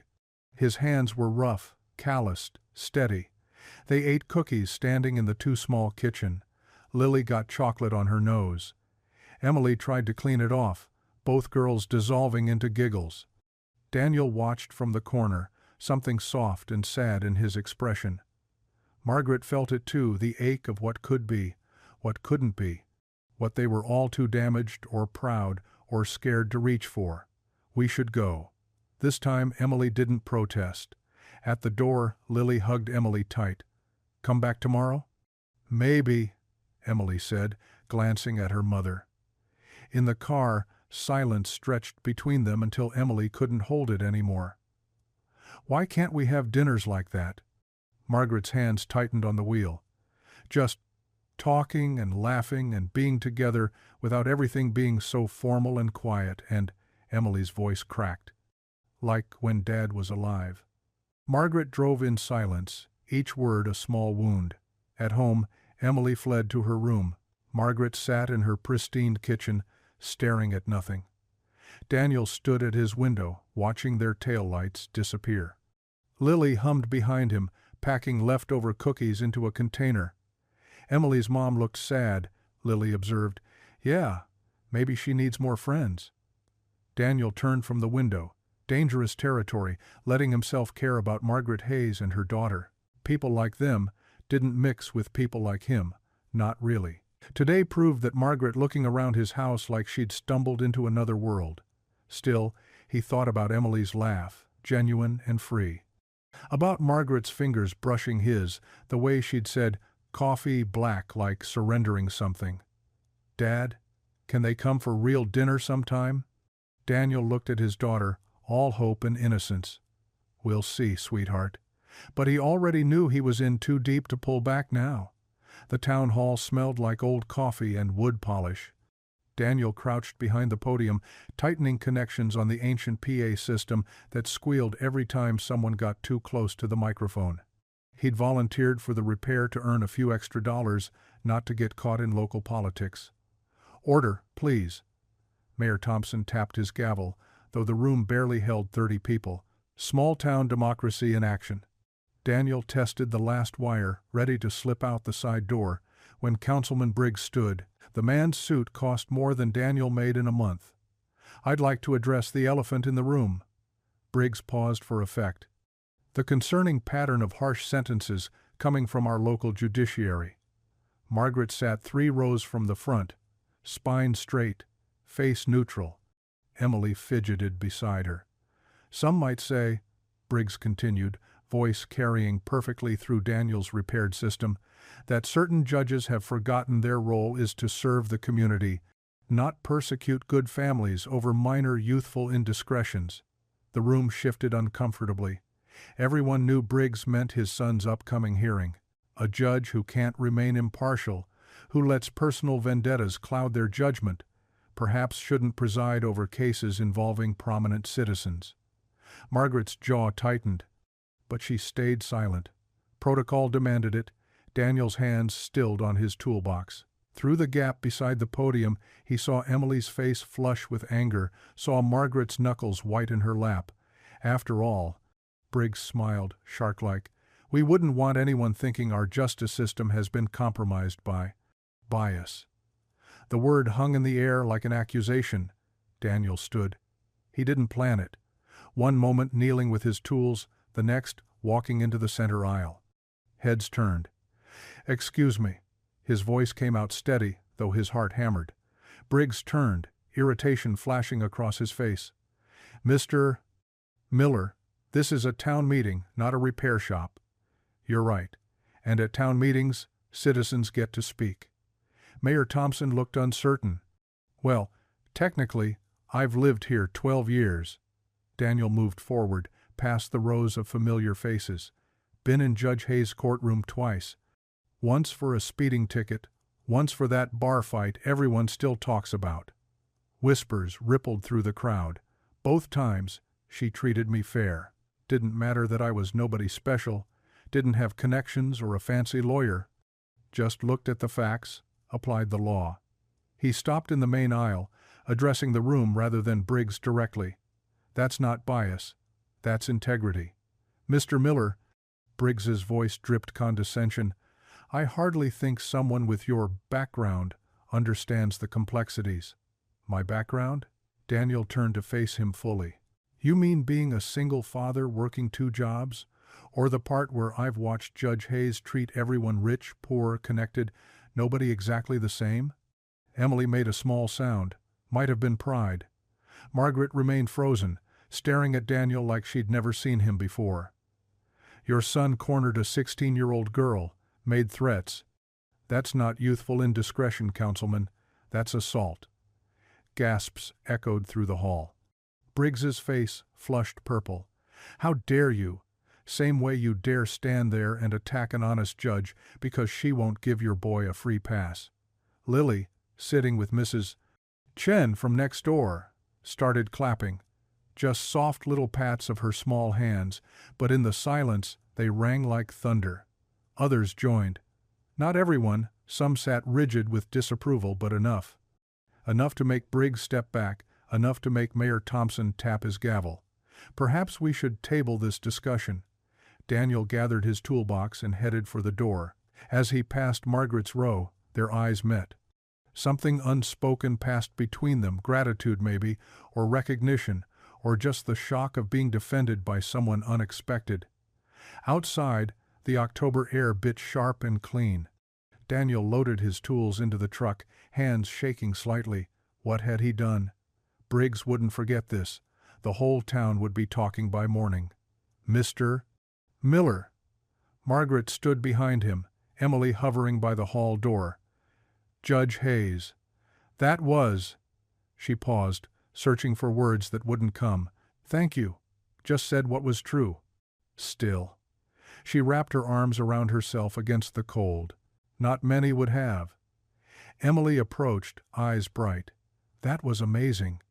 You just stood up there and—" "Emily." Margaret's warning tone softened. "We should go." They left him standing by his truck, but Emily turned back, waving. Margaret didn't turn, but her pace slowed, like she was fighting the urge. Later, Daniel tucked Lily into bed, her eyes heavy but curious. "Mrs. Chen said you were brave tonight." "Mrs. Chen talks too much.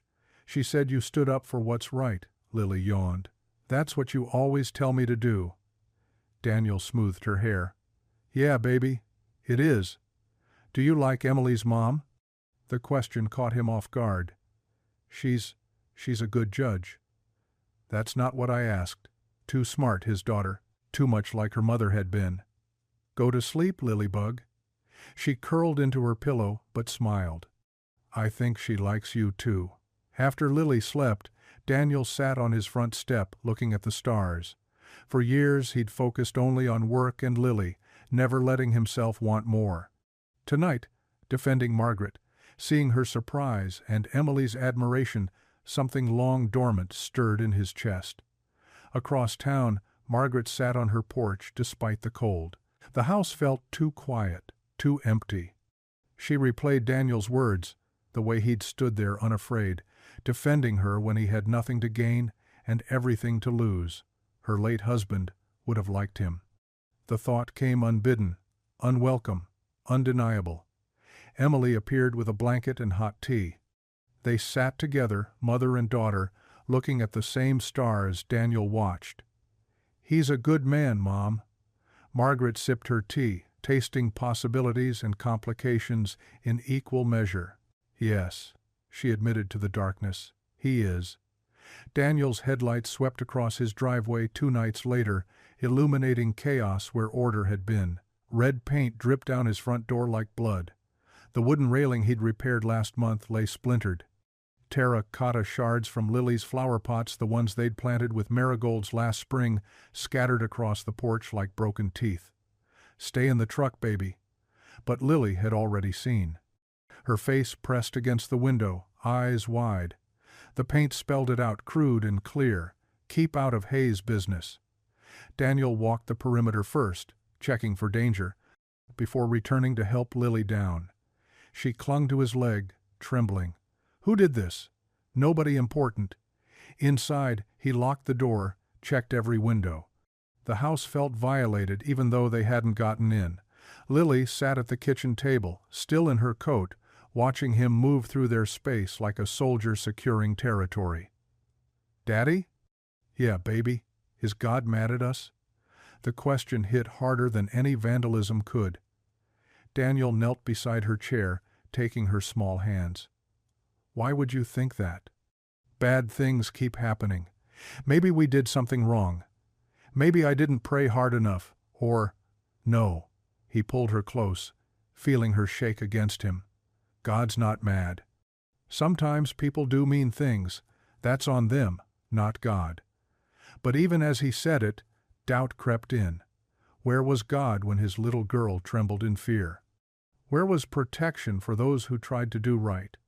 "Let's get you ready for bed." She clung tighter. "Can I sleep in your room tonight?" "Course you can."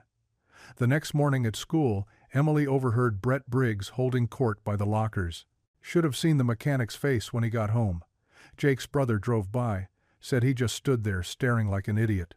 Emily's hands balled into fists. "Betty thinks twice before running his mouth about my dad again. You're pathetic." The words escaped before Emily could stop them. Brett turned, smirking. "Look who's talking. Hanging around trash because your mom's too stuck up to find a real man." Emily lunged. Only her friend Sarah's grip kept her from reaching him. "Touch them again, and I'll make sure everyone knows what really happened that day you cornered me. How you ran like scared little boys." Brett's face darkened. "Watch yourself, Hayes." After school, Emily stormed into her mother's study. They vandalized Daniel's house. Margaret looked up from case files. "What?" "Brett's bragging about it. They spray-painted threats, destroyed Lily's garden." "Mom, we have to do something." "Emily, no, you can't just sit there. They helped us. Daniel stood up for you in front of the whole town, and now they're being terrorized because of us." Margaret's composure cracked. She'd spent the morning reviewing threatening letters slipped under her office door, each one escalating. Now Daniel and Lily were targets too. "I'll file a police report." "That's not enough." Emily's eyes blazed. "They need protection. Real protection. What would you have me do? Drop the case against Briggs's son?" "I'd have you be brave like Daniel was." The words stung because they were true. Margaret had hidden behind procedure and protocol while Daniel faced danger head-on. That evening, Daniel sat at his kitchen table, Lily finally asleep upstairs in his bed. His Bible lay open but unread. Words wouldn't come. Prayer felt hollow. The cleanup would take hours. Money he didn't have for new paint, new pots, new flowers. But worse was Lily's fear. She'd barely eaten dinner, jumped at every car passing outside. His phone buzzed. Unknown number. "Hello? Mr. Miller?"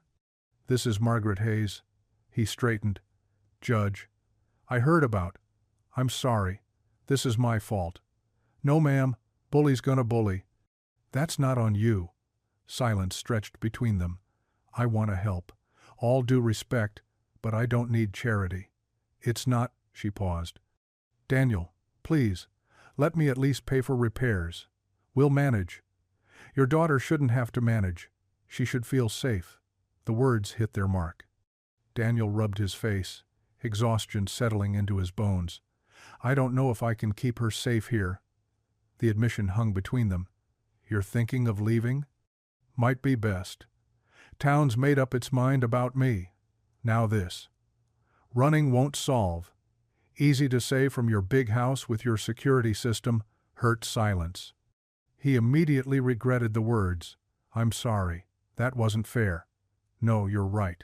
I've been safe while you've paid the price for defending me. Nobody made me speak up. That's what makes it worse. After she hung up, Daniel sat in darkness. Moving would mean starting over again. New school for Lily, new jobs for him, leaving the few friends they'd made. But staying might mean worse. Margaret stood in Emily's doorway, watching her daughter sleep peacefully. No vandalism here, no fear except what touched them through others. The guilt sat heavy. She'd prided herself on standing firm against corruption, but what good was principle if innocence suffered for it? 0. 2. Tomorrow she'd act.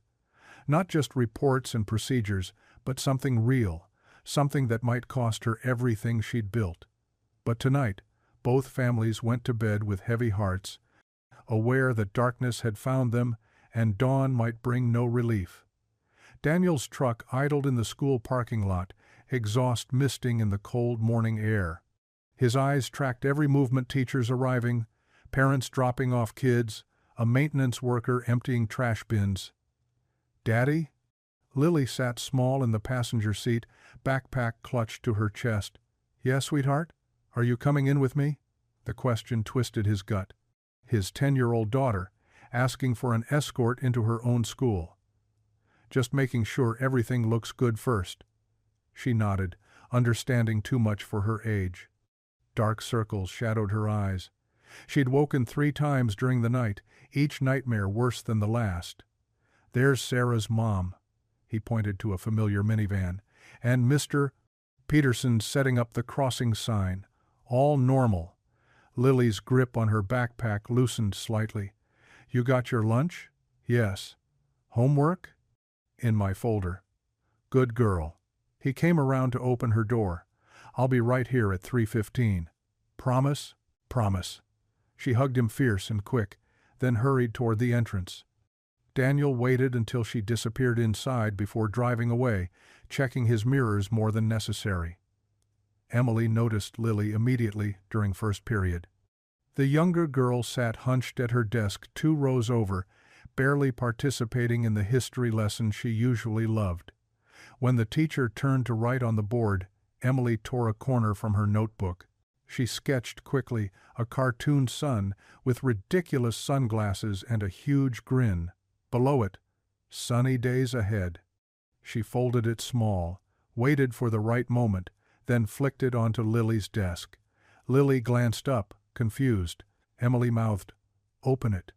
The first real smile Emily had seen all morning spread across Lily's face. She carefully tucked the note into her pencil case like treasure. At lunch, Emily found Lily sitting alone, picking at a sandwich. "Mind if I sit?" Lily shook her head, scooting over. "Rough night?" "Daddy cleaned everything up, but I can still smell the paint." Emily's chest tightened. "I'm sorry." "This is because of us." "No." Lily looked up sharp. "Daddy says bullies choose to be mean. Nobody makes them." The wisdom in those young eyes made Emily's throat close. "Your dad's pretty smart. He prays a lot. Says God gives him the right words." Emily thought of her own mother, brilliant but relying solely on law books and logic. "Maybe we could hang out after school? My mom could drive us to get ice cream, or Daddy's picking me up." Fear flickered across Lily's face. He promised, "Of course, maybe another time." But Emily made a decision. She'd walk Lily out after school, make sure Daniel saw his daughter laughing, prove the thugs hadn't won. Margaret parked outside Daniel's rental house, steeling herself.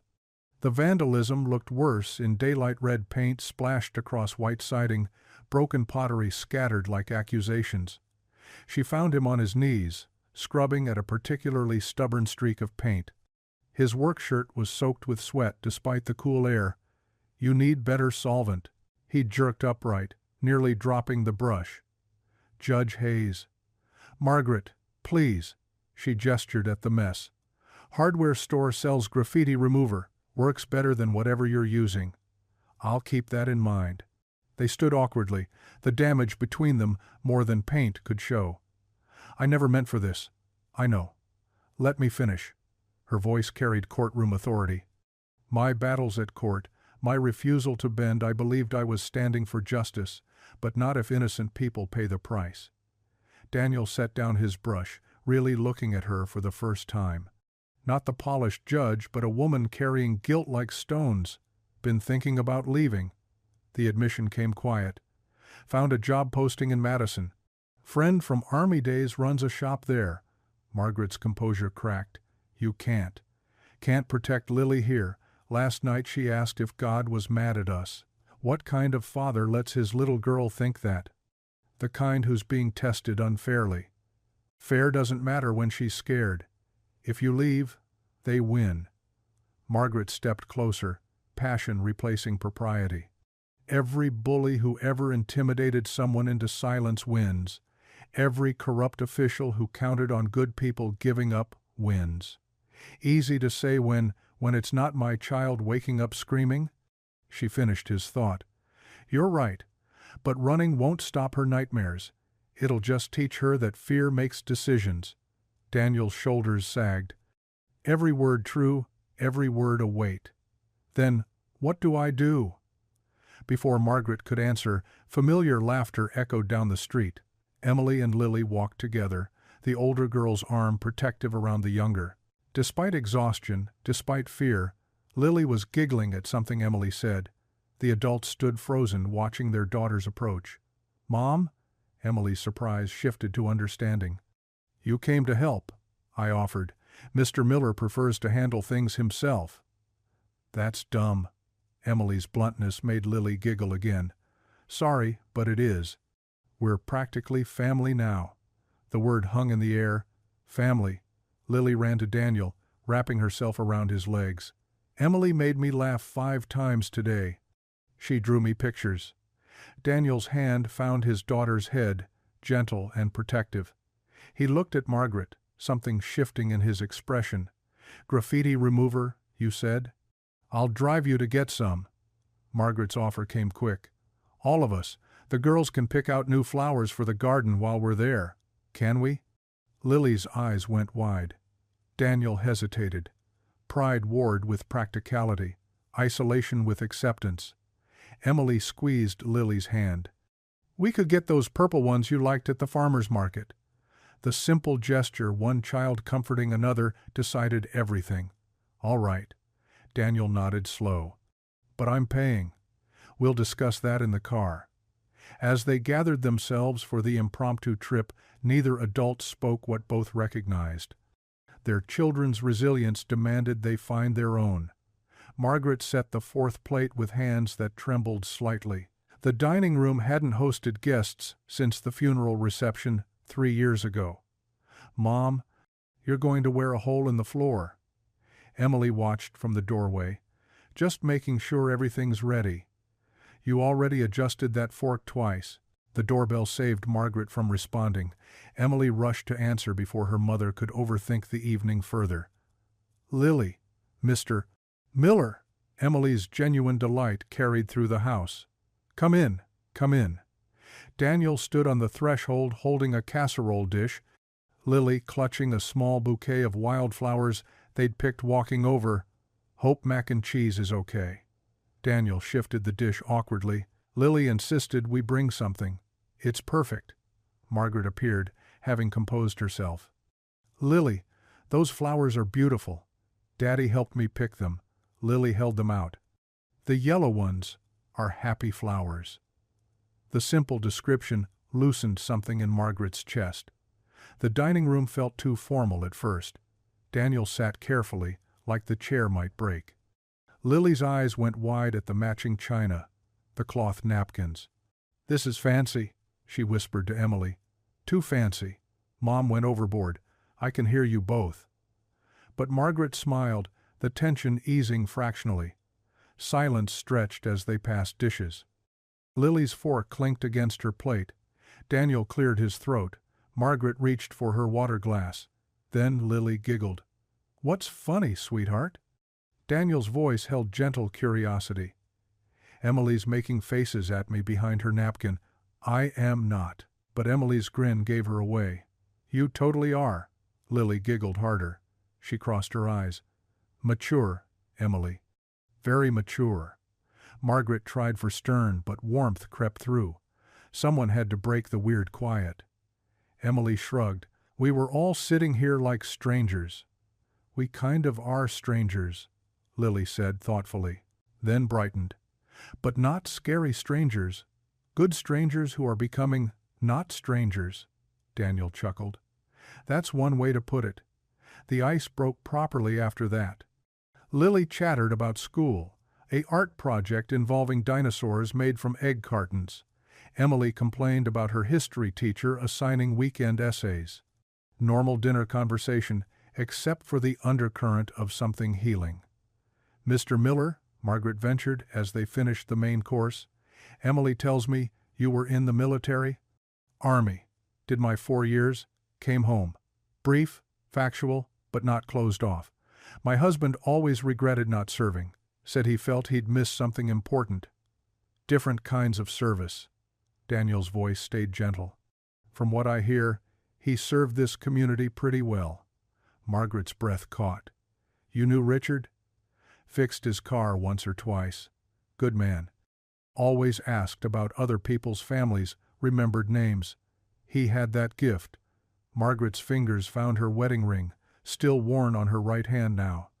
"Making everyone feel seen," Lily piped up. "My mommy was good at that too. She remembered everybody's birthdays." The table went still. Emily shot her mother a look of caution, but Margaret leaned forward. "Tell me about her." Daniel's jaw worked. For a moment, Margaret thought she'd overstepped.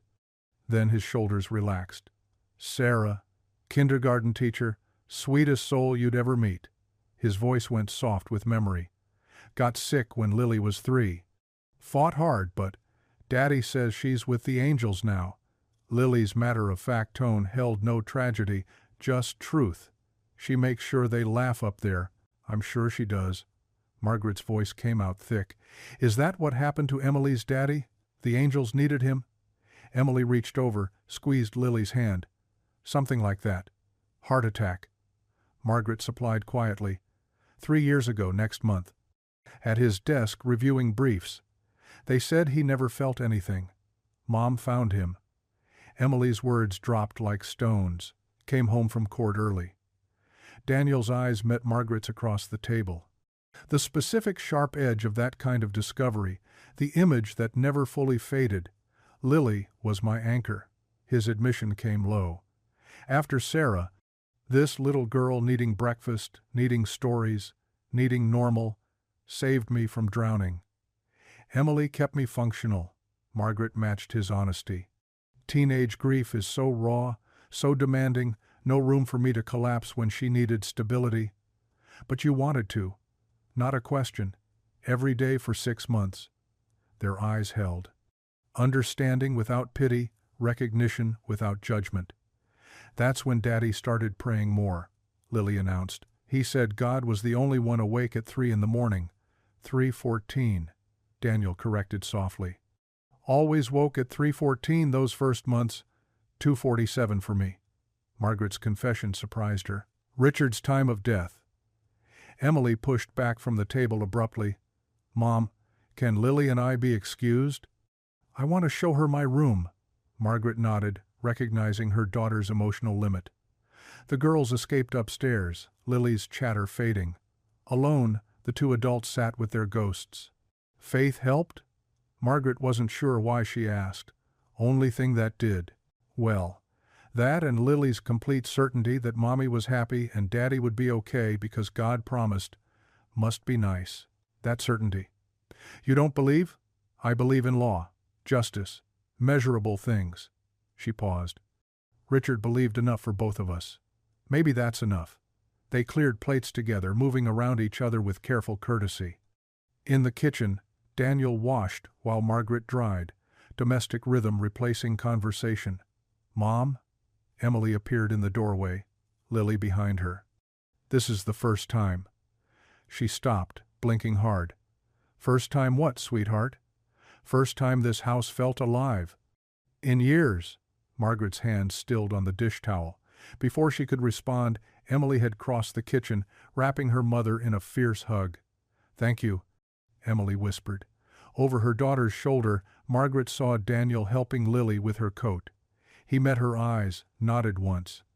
A acknowledgement of something shifting, something beginning. The walk home stretched peaceful under stars, sharp as winter promises. Lily swung their joined hands, humming something from music class. Daddy? Yeah, baby. Judge Margaret has sad eyes like yours sometimes. Daniel's chest tightened. Sometimes people carry sadness. But tonight her eyes looked less heavy, and yours too. How did children see so clearly? Maybe. I like them. Emily and her mom. Lily squeezed his hand. They feel like. She trailed off, searching for words. Like what? Like when you put on a sweater that's been in the sun, warm but not too hot, safe. Daniel pulled his daughter closer, pressing a kiss to her hair. In his chest, something that had been frozen began, carefully, to thaw. Neither spoke the rest of the way home, but Lily hummed brighter, and Daniel found himself planning what to bring to the next dinner, because somehow, without discussion, they both knew there would be one. The courthouse air hung thick with unspoken threats. Margaret kept her expression neutral as she reviewed the charges against Tommy Briggs: vandalism, harassment, intimidation. Routine stuff for a small-town docket, except for the man burning holes through her from the gallery. Councilman Briggs sat rigid, his presence meant to pressure. Margaret had presided over enough cases to recognize the tactic, make the judge uncomfortable, make her second guess. The defendant will rise. Tommy Briggs stood, trying for defiant but achieving merely sullen. 17 years old, with his father's sharp features and none of his polish. Tommy Briggs, you're charged with 3 counts of vandalism and 1 count of criminal intimidation. How do you plead? Not guilty. The words came rehearsed. Margaret nodded to the prosecutor. The state may present. Evidence mounted steadily. Security footage from the grocery store, paint receipts matching the graffiti color. A witness who saw Tommy near Daniel's house the night of the vandalism. Through it all, Councilman Briggs's jaw worked like he was chewing nails. Given the evidence presented, Margaret kept her voice level. Trial is set for... Your Honor. Briggs stood, interrupting. Perhaps we might discuss... Councilman Briggs, you're out of order. Please sit down, or I'll have you removed. Their eyes locked. The gallery held its breath. Briggs sat, but his look promised consequences. Margaret set the trial date, dismissed court, and walked steady-backed to her chambers. Only behind the closed door did she allow her hands to shake. Outside, Daniel checked his watch. School let out 10 minutes ago, but Emily had texted that she and Lily were working on a science project in the library. He leaned against his truck, enjoying the rare moment of quiet. Hey, mechanic. Daniel turned. Marcus Wells, one of Tommy's crew, stood 6 feet away, the boy's fists clenched and unclenched. Marcus. Daniel kept his voice calm.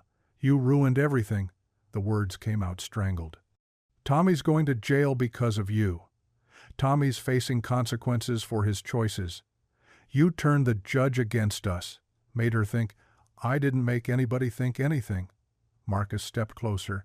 Daniel could smell the desperate anger rolling off him, recognized the coiled tension of someone about to make a bad choice. You should have minded your own business. A scared girl was my business. She wasn't scared until you... Stop. Daniel raised one hand, palm out. Before you do something that can't be undone, I need to ask you something. Marcus's weight shifted forward, ready to swing. Daniel met his eyes steady. Does your mother know where you are right now? The words landed like cold water. Marcus froze. What? Your mother. Mrs. Wells. 3rd grade teacher at the elementary school. Brings cookies to every bake sale. Volunteers at the food bank. Daniel's voice stayed soft. Does she know her son is about to assault someone in broad daylight? Marcus's face drained white. You can't. Can't what? Ask a simple question? The courthouse doors opened. Margaret emerged, spotted them immediately. Her stride never faltered as she crossed the lot. Is there a problem here? Marcus stumbled back. No problem. Then I suggest you head home. Her judge voice could have frozen July. Now. But Marcus stood transfixed by Daniel's steady gaze, by that question still hanging in the air. His mouth worked soundlessly. She doesn't know, does she? Daniel's gentleness somehow made it worse. Your mom has no idea what you and Tommy have been doing, Marcus Wells. Margaret's authority rang across the lot. You have 10 seconds to leave before I call Sheriff Morrison. Town onlookers had gathered. Mrs. Chen from the bakery. Bob Turner from the hardware store. All watching this boy because that's what he was, just a boy crumble under the weight of a simple question. My mom. Marcus's voice cracked. She thinks I'm at basketball practice. Then you should probably get there, Daniel suggested quietly. Marcus backed away, stumbled, turned, and half ran down the street. The gathered crowd murmured, seeing him clearly for the first time, not a thug, just a scared kid whose bravado shattered at the mention of his mother. Margaret moved beside Daniel, not behind, not in front. Beside. You okay? Fine. He noticed her hands trembling slightly. You? Been better. They stood shoulder to shoulder, facing the dispersing crowd. Mrs. Chen nodded approval. Bob Turner touched his cap in acknowledgement. Dad, Lily burst from the school, Emily close behind. We finished our volcano. It actually explodes. The girls chattered about bicarbonate and vinegar, oblivious to the tension dissolving around them. Margaret and Daniel exchanged a look over their daughters' heads. Coffee? Margaret surprised herself by asking, All of us? There's something we need to discuss. Daniel recognized the shift in her tone. The hearing? Briggs won't stop. This is just beginning. They loaded the girls into their respective vehicles, but before separating, Margaret caught Daniel's arm. That question. About their mothers. Why does it work? Daniel considered. Because underneath everything, the swagger, the anger, the group courage, they're still someone's child. And most of them, deep down, don't want to disappoint the person who loves them most. Margaret studied his face. You see them differently than most would. I see kids making bad choices. Not monsters, just kids who forgot who they really are. She squeezed his arm once before letting go. The coffee shop on Main. 10 minutes. Driving separately but toward the same destination, both felt the weight and warmth of no longer standing alone. The porch light cast a warm circle around them. Inside, the television flickered through the living room window, punctuated by bursts of giggles. Margaret cradled her coffee mug, watching steam curl into the cool evening air. They've watched that movie 3 times this week. She nodded toward the window where shadows danced. Lily knows every line. Daniel stretched his legs out, boots scuffed from the day's work. Does the voices and everything. Another explosion of laughter from inside, Emily's higher pitch mixing with Lily's delighted squeals. Margaret set her mug on the small table between their chairs. The silence stretched, comfortable but weighted with unspoken words. I owe you an apology. Daniel turned. For what? For treating you like... She searched for words. Like you were dangerous. When you first walked Emily home, you were protecting your daughter. No. Margaret shook her head. That's the excuse I told myself. The truth is uglier. He waited. I was afraid. The admission came hard. Not of you, of what people would say. A judge associating with someone who'd been in a bar fight. Someone who works with his hands. Someone beneath your station. Yes. The word dropped like a stone. God, how pathetic does that sound? Honest. She looked at him, surprised. People talk in small towns. You've got a reputation to maintain. I get it. No, you don't get it. Margaret leaned forward. My reputation, my precious image, I let it matter more than doing what was right. More than thanking the man who saved my daughter. More than seeing who you really are." Through the window, Lily's voice rose in mock dramatics, reciting movie dialogue. Emily collapsed in fresh giggles. "I was so proud." Margaret's voice dropped. Too proud to admit that maybe the town gossips were wrong. Too proud to look past the surface. "We all got our pride. Yours never hurt anyone else." Daniel's hands tightened on his coffee mug. "That's not true."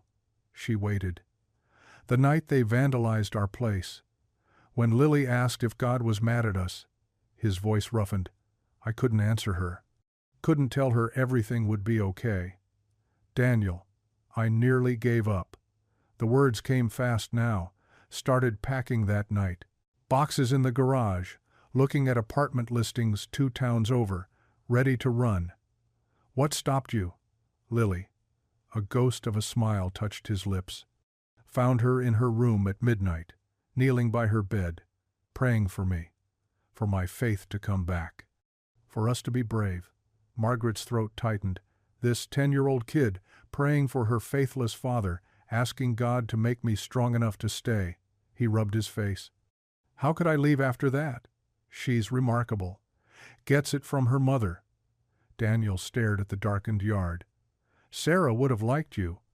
Would have admired how you stand up to people like Briggs. Tell me about her." "Cancer took her when Lily was 4.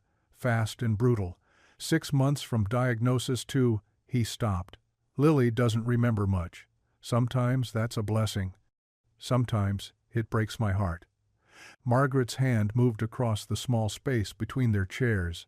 Her fingers found his, tentative at first. "My husband had a heart attack in his office. Gone before the ambulance arrived." Her thumb traced the ridge of his knuckles. "Emily was 12. Old enough to remember everything, young enough to blame herself somehow." Daniel turned his hand palm up, fingers interlacing with hers. "We're a pair, aren't we? 2 broken families trying to make it work." "Maybe." Margaret squeezed gently. "Or maybe we're 2 halves starting to make something whole." Inside, the movie must have reached a funny scene. Both girls shrieked with laughter. Then Emily's voice, clear through the window, "I wish we could do this every night." Lily's response carried just as clearly, "Me too. It's like having a sister." Margaret's breath caught. Through the window, she could see them now, Emily's head resting on Lily's shoulder, sharing a blanket, completely at ease. "They're already there, aren't they?" Daniel's voice held wonder. Already family in their minds. Emily hasn't been this happy in years. Lily either. They sat holding hands, watching their daughters through the window. The movie played on, but the girls had stopped watching, deep in whispered conversation, heads bent together like conspirators. "What are we doing, Daniel?" "I don't know." His honesty settled between them. "But it feels right. People will talk. Let them. Briggs will use this against us. Say I'm compromised, that you're influencing—" "Margaret," he squeezed her hand. "We can't live our lives afraid of what bitter people might say." She turned to study his profile in the porch light. The lines around his eyes, the day's stubble, the quiet strength that had nothing to do with physical force. "When did you become so wise?" "Tuesday, I think." "Around lunch." She laughed, surprising them both. A real laugh, not the polite courthouse version. "Mom?" Emily's face appeared at the window. "Can Lily stay for ice cream?" Margaret glanced at Daniel, who shrugged. "It's Friday. Ice cream it is," Margaret called back. The girls cheered and disappeared. Their footsteps thundered toward the kitchen. "We should supervise," Margaret suggested, but didn't move. In a minute, they sat in the deepening twilight, hands clasped, listening to their daughter's joy spill through the house. The sound wrapped around them like a promise, fragile still, but growing stronger with each shared moment. The courthouse steps teemed with people, more than Margaret had seen for any hearing in her 12 years on the bench. They packed the sidewalk, spilled onto the lawn, some standing on tiptoes to peer through the tall windows. Inside, every seat filled. The air hung thick with anticipation and the scent of too many bodies pressed close. Margaret entered through her chamber's door, black robes crisp, face composed despite the hammering in her chest. Councilman Briggs sat in the front row, jaw clenched, hands folded so tight his knuckles showed white. His son stood at the defendant's table, 17 years old, and trying to look bored. The other two boys flanked him, their parents behind them, looking everywhere but at Margaret. She took her seat, let the silence stretch until even the breathing seemed too loud. This case isn't about politics. Her voice carried clear and strong. It's not about who your parents are or what influence they wield. It's about 3 young men who chose to terrorize a 16-year-old girl. Briggs shifted, his leather shoes creaking. The evidence shows a pattern of intimidation. Threats made, property damaged, fear deliberately cultivated. Margaret looked directly at each boy. You believed your family names would protect you, that this town would look the other way. The middle boy dropped his gaze first. But actions have consequences, not just legal ones, moral ones.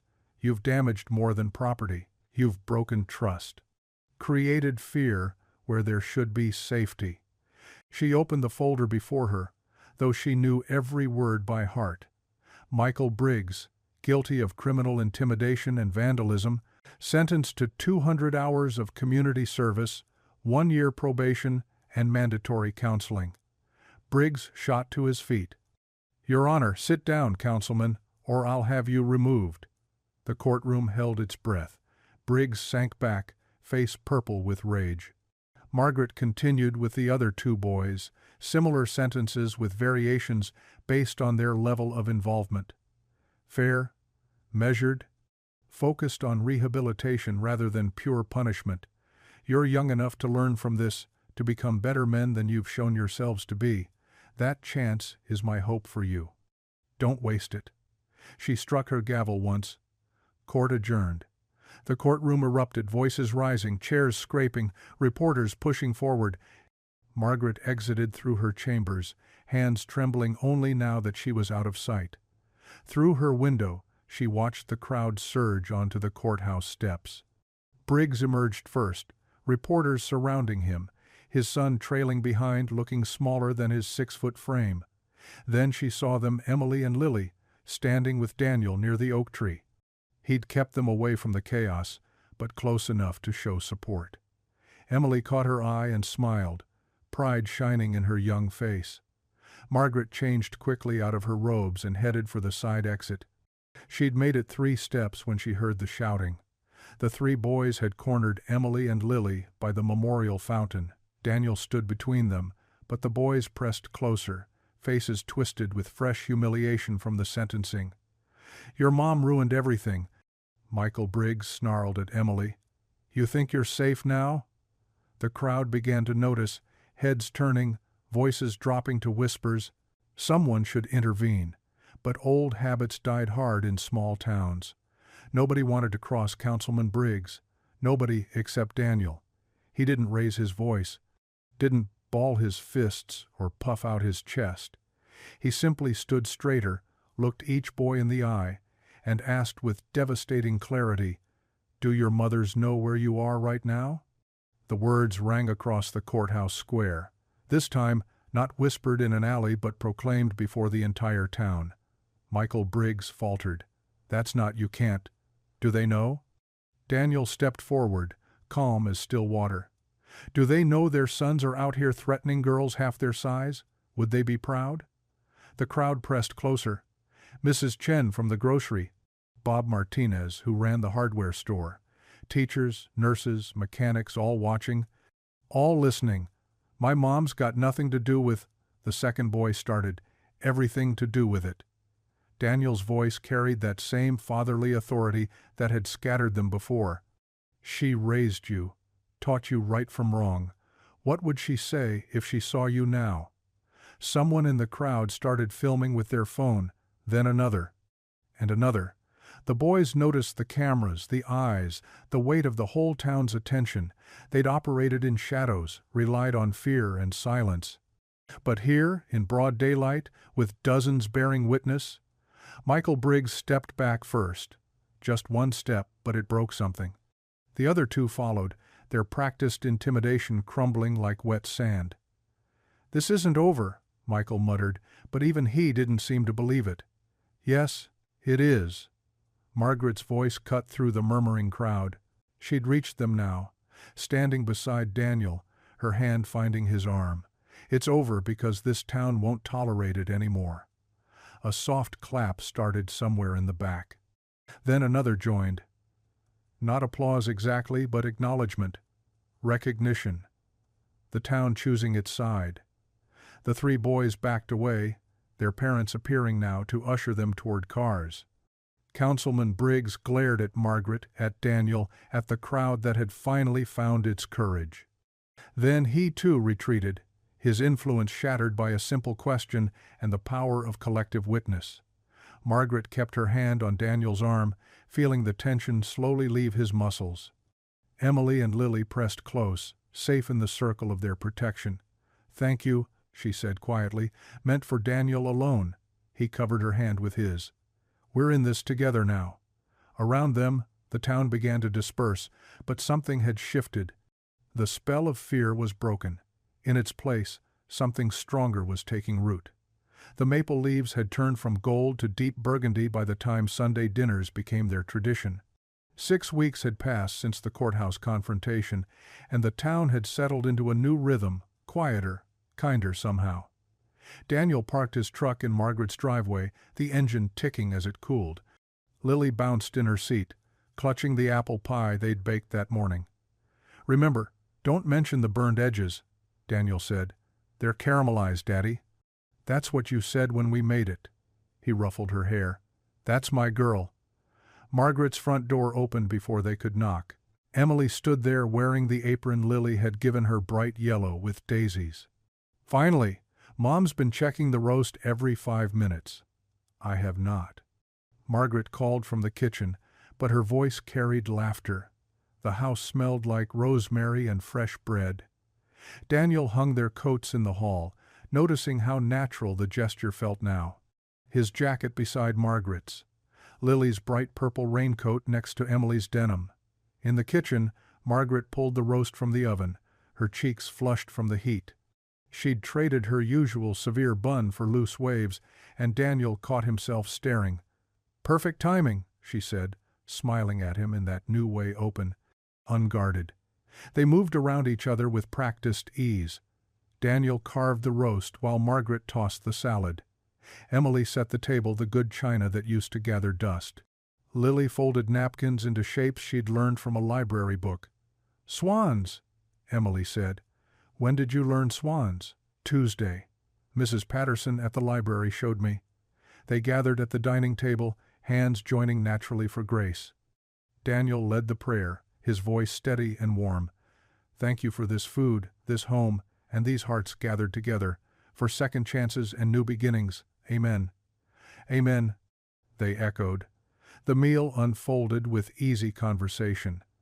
Emily talked about her history project on local heroes she'd chosen Daniel, much to his embarrassment. Lily described the fort she was building in art class. Margaret shared a funny story from court about a dispute over a rooster. "A rooster?" Daniel laughed, nearly dropping his fork.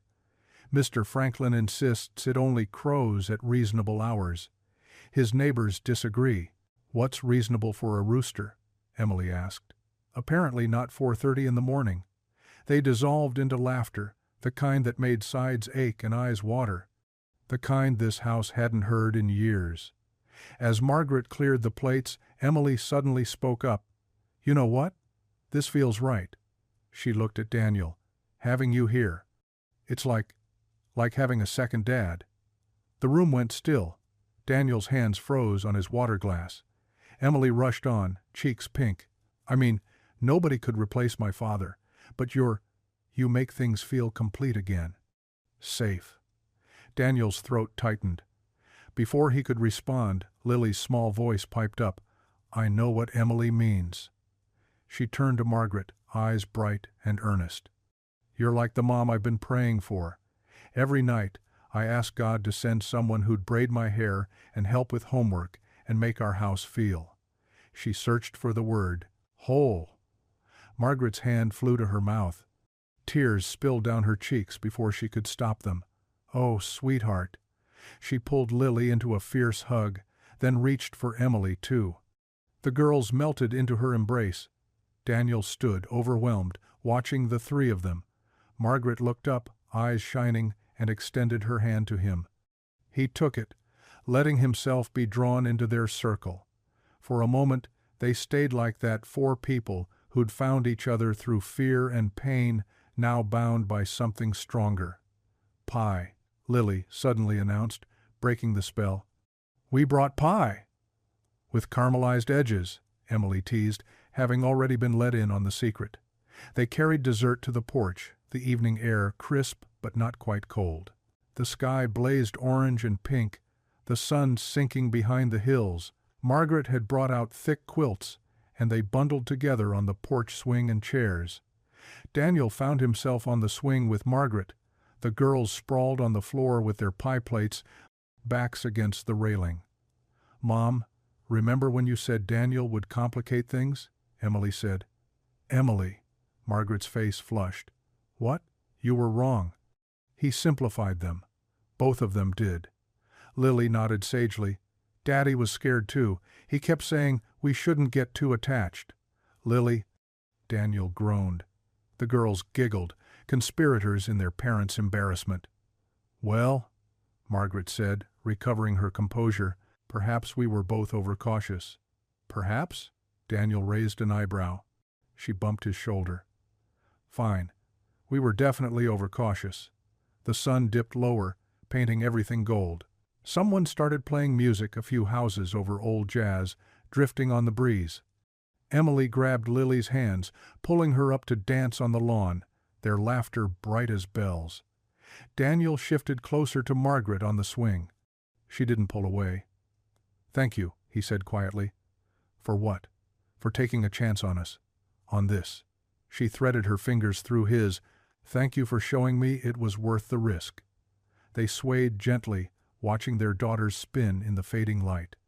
The girl who'd lost her father and the girl who'd lost her mother, finding in each other the sisters they'd never had.